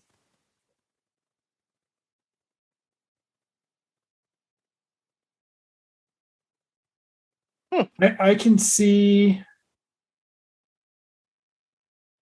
Sean's got great vision. So presumably that means Sean doesn't know that his dad lost his job.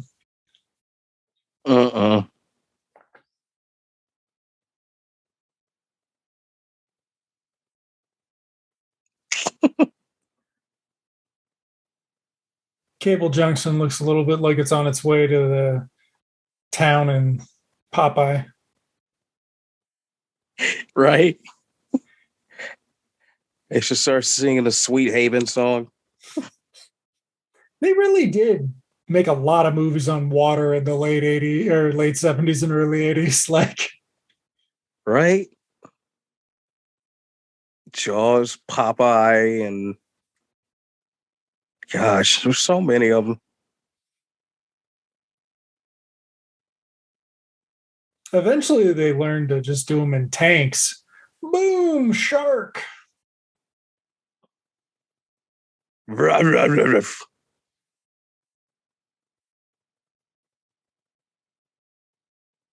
Just happened to get the like the line. Yeah. Boom, time for Brody to crash. And for them not to use a stuntman for it. Just don't have anybody in the shot.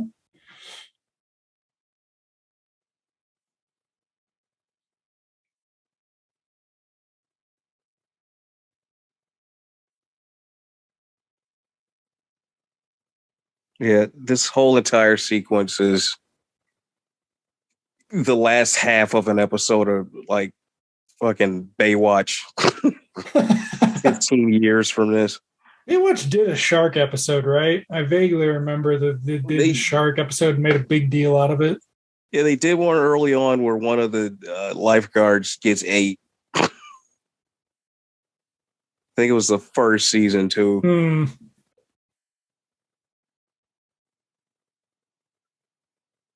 When it was more legit. Yeah, when it was actually on a network.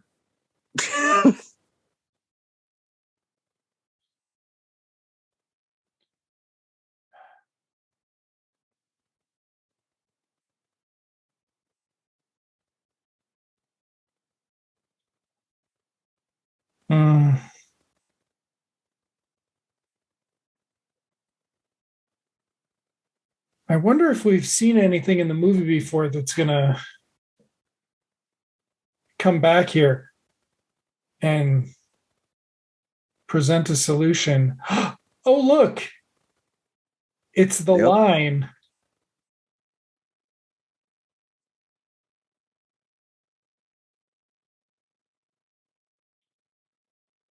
Ooh, a little slow motion to show us it was hard to tear away.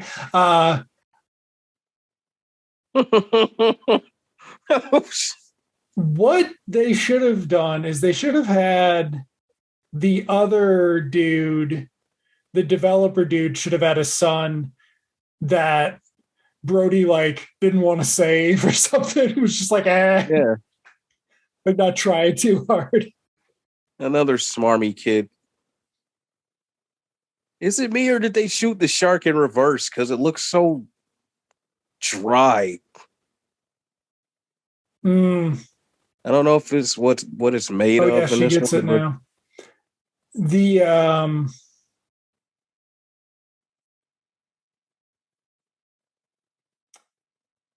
that one underwater shot was clearly live shark inserted. Oh, she makes it, doesn't she? I don't know.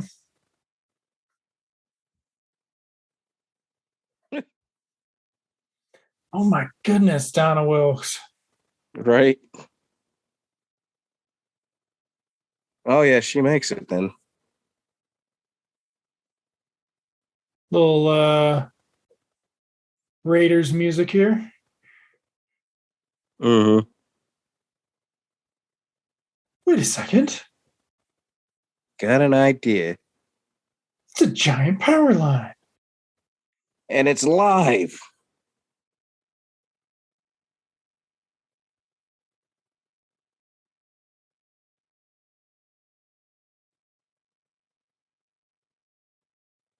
They got him to do this thing. Like,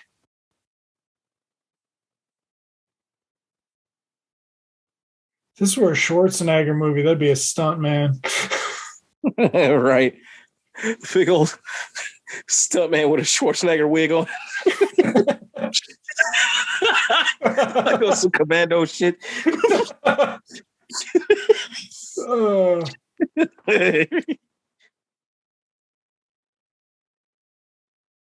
Oh God! I like how it didn't have its mouth open, and then it opens its mouth. It's like, yeah, and then it just said creak, creak.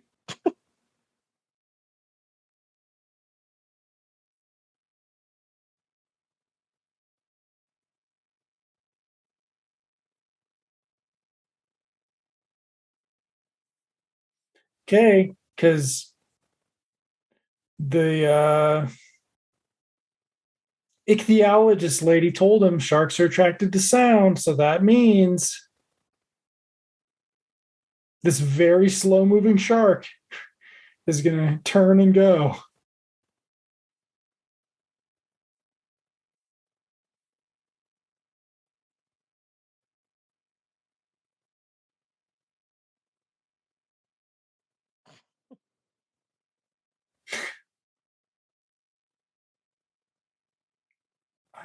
In some ways, Donna Wilkes is kind of like a proto final girl. Like she's certainly in it with the most focus like that toward the end. Yeah. She could have been a good one if she did more of those.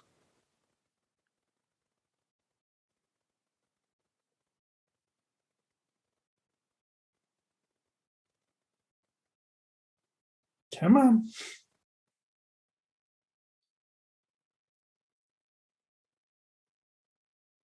I wonder if they timed that when editing it, when X amount of people got bored waiting for the shark to show up. The shark, they're like, all right, shark can show up now.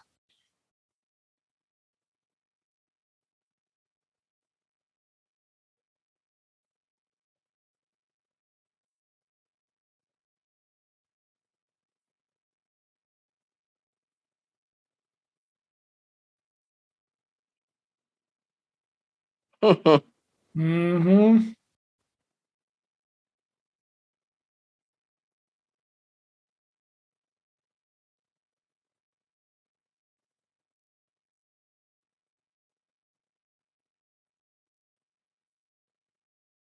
So he doesn't have a line for this one, does he?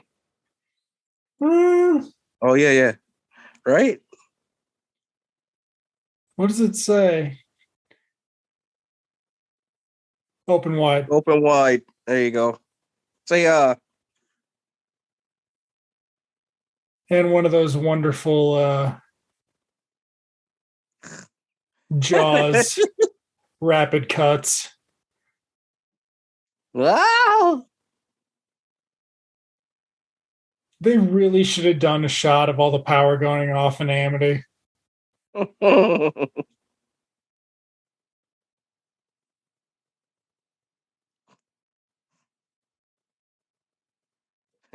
Sean smiles maniacally. Mm-hmm.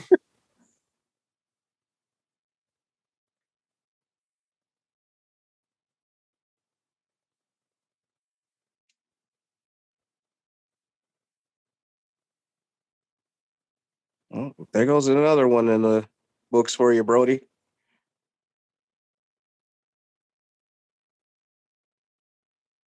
Like, how is he not known as a badass shark killer after this? Right.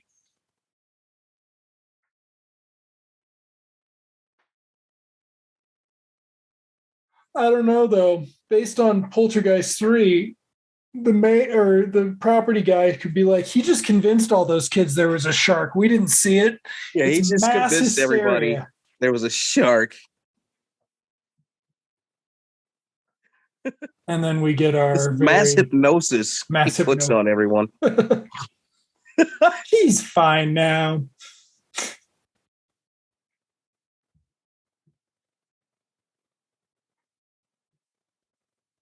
Aw. Yeah, come on, Joey Lawrence. There we go. Yep, nice little good John Williams closer and wrap the story up and End credits over some more action with some nice shots. Yeah, so Joe Alves shot second unit on it, so he'll that's part of why it matches so well. Live shark photography. Those are the same people who did the first one, but they did a lot more in the first one. Mm-hmm. And I thought I read somewhere that a lot of their live shark footage in this was just outtakes and unused. I think so. I think it's just footage from the first one. Here's it's just such a nice echo to the first one's oh yeah. thing. Yeah. Wow. And the poster for this with your Indiana Jones there, though. But the poster for this was like the shark fin over like a sunset. I actually like that one. Yeah. As opposed to what the mainstream one was. But then this is your way of tying that into the poster with this impossibly long shot up to. Oh, yeah. Yeah, eventually we get there, right? Yep. Oh, yeah. Look at that. Mm-hmm. Wow. And there's some birds, just like in the first one. And a return to our theme. All right, some quick read through on our trivia here from IMDb. Cable Junction was a set. The planter we noticed.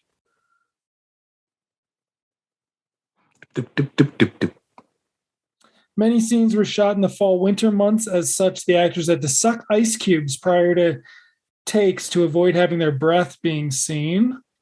Wow. Scheider didn't want to make the movie, but he'd left production on The Deer Hunter, and they made him do it.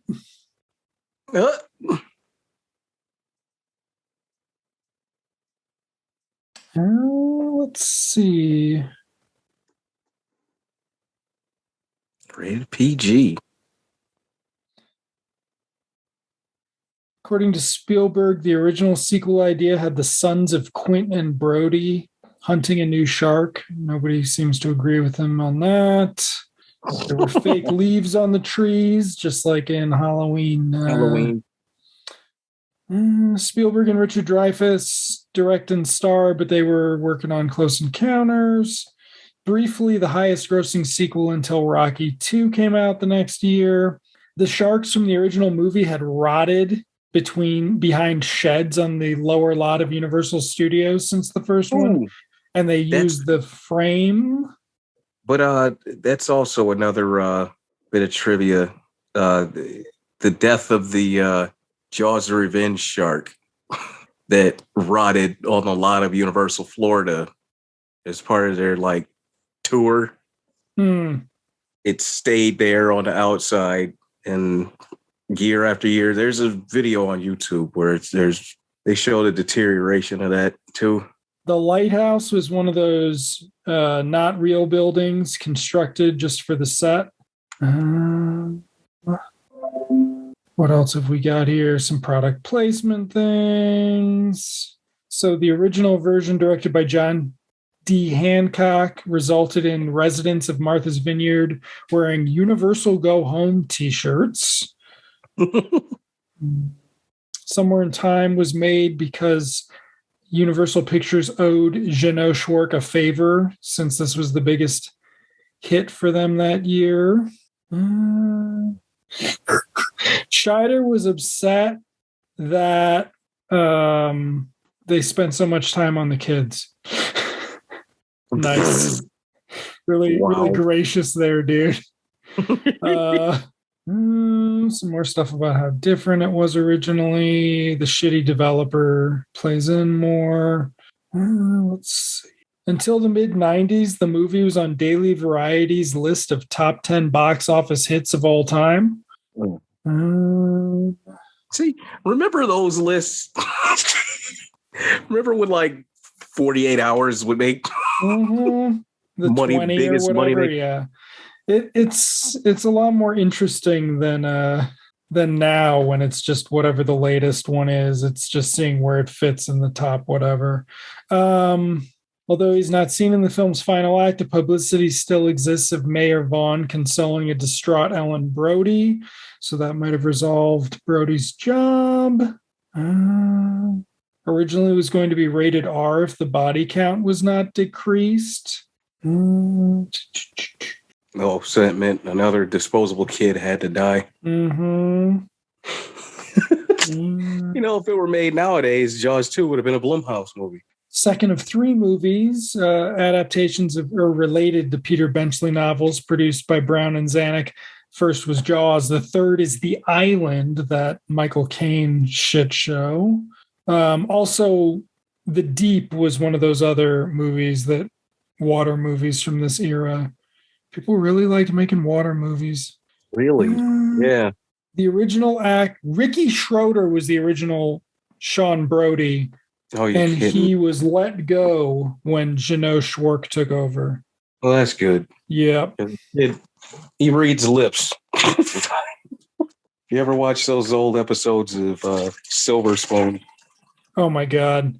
Dana Eclair was originally cast as Len Peterson, the shitty land developer, except when he had to be flirty.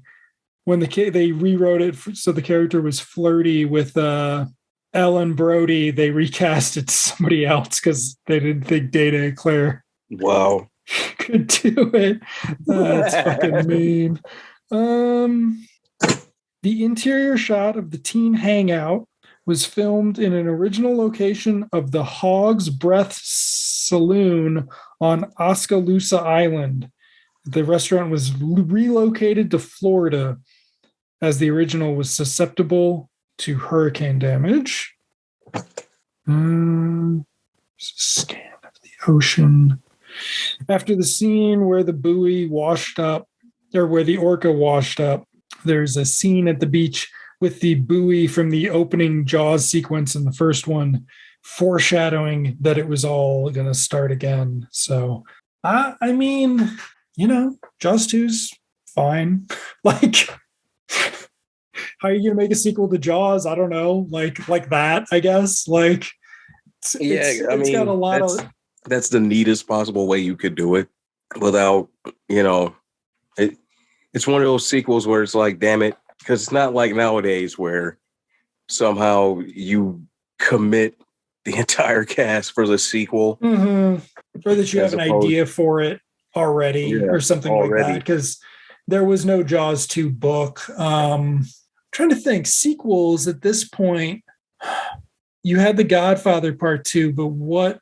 Then you had like action movie sequels, like you'd had a couple more Dirty Harrys at this point, but like sequels weren't the thing that they would become in the 80s or that they are now, right? So it's like they were still sort of figuring out how to do it. They would have to like literally think of, okay, where are we taking this story to, as like you say, as opposed to already having it mapped out. Because even they even said Back to the Future, that ending of the first movie, they had no part 2. Right. Thought of.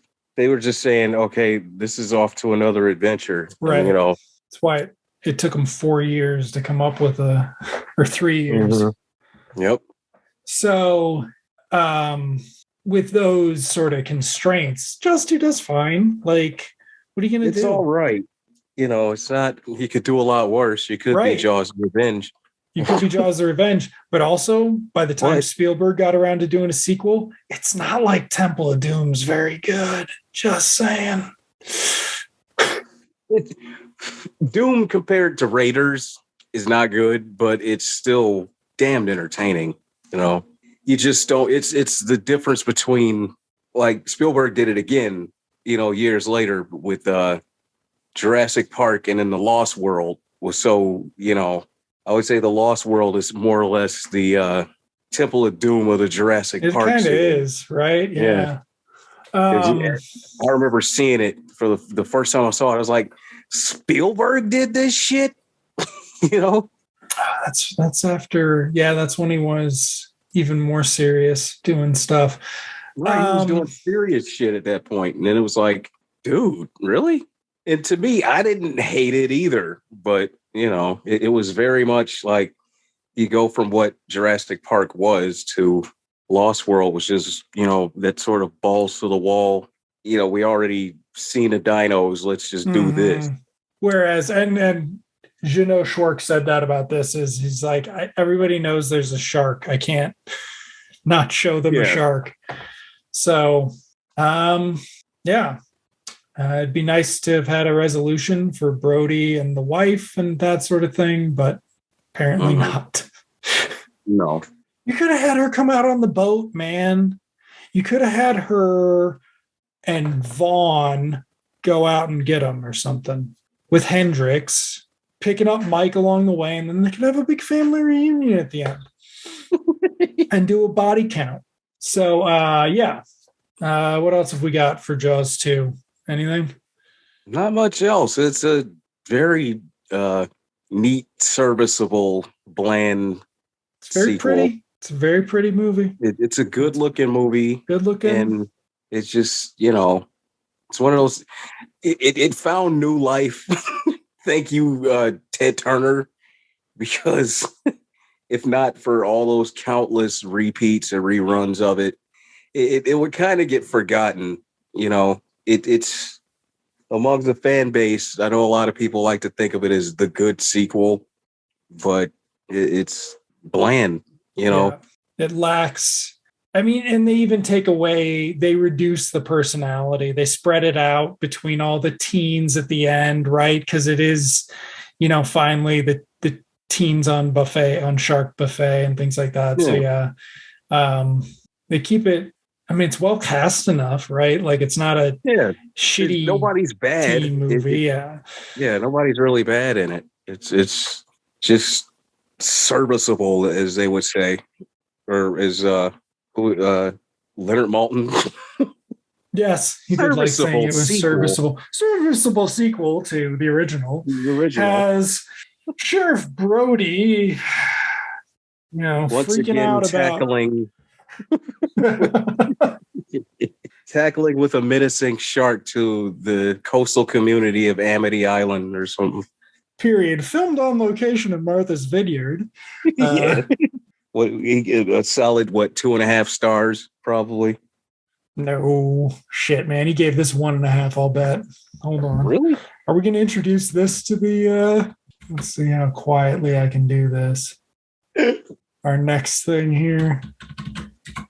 Writing a better Maltin than Maltin writes. All right. Let's take a look here. Because his highest, without it being completely 4 or 3, is usually just 2.5. That means it's good. I think he gives it. I'm going to bet on 2.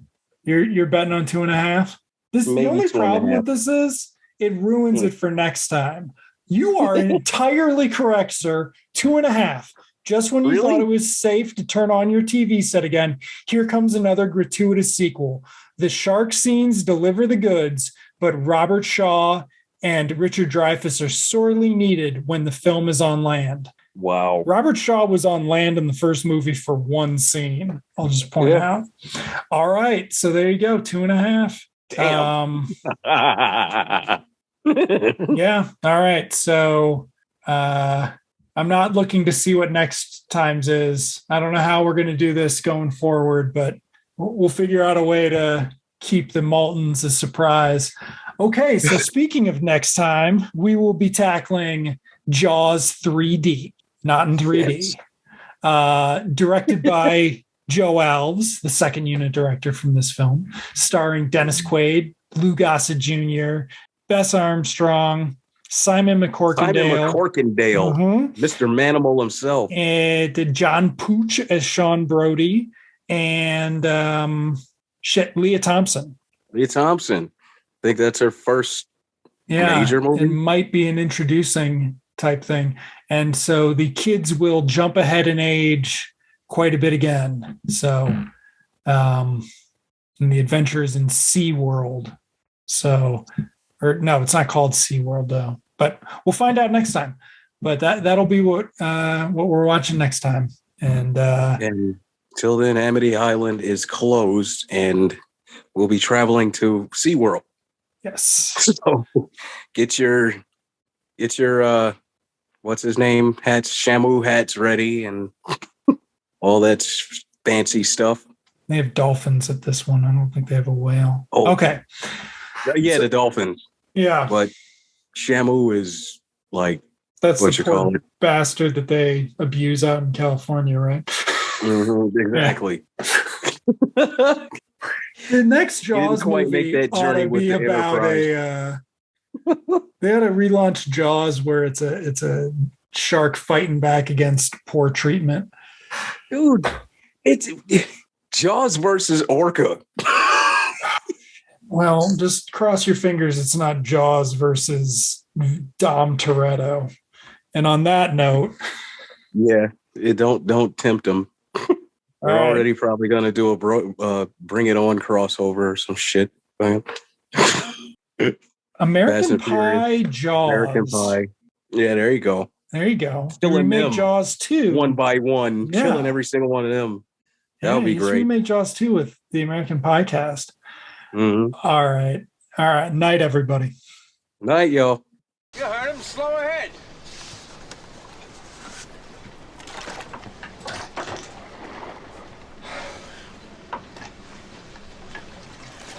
Slow ahead. I can go slow ahead. Come on down and chum some of this shit. Jaws! Get away from me! Jaws!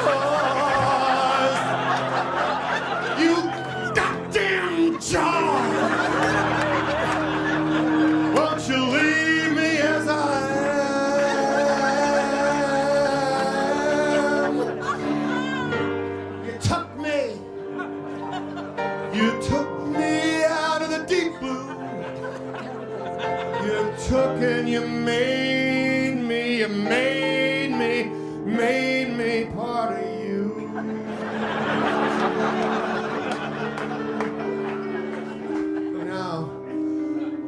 Now, Jaws, you found someone new. Why? Jaws, why? Wasn't I enough for you?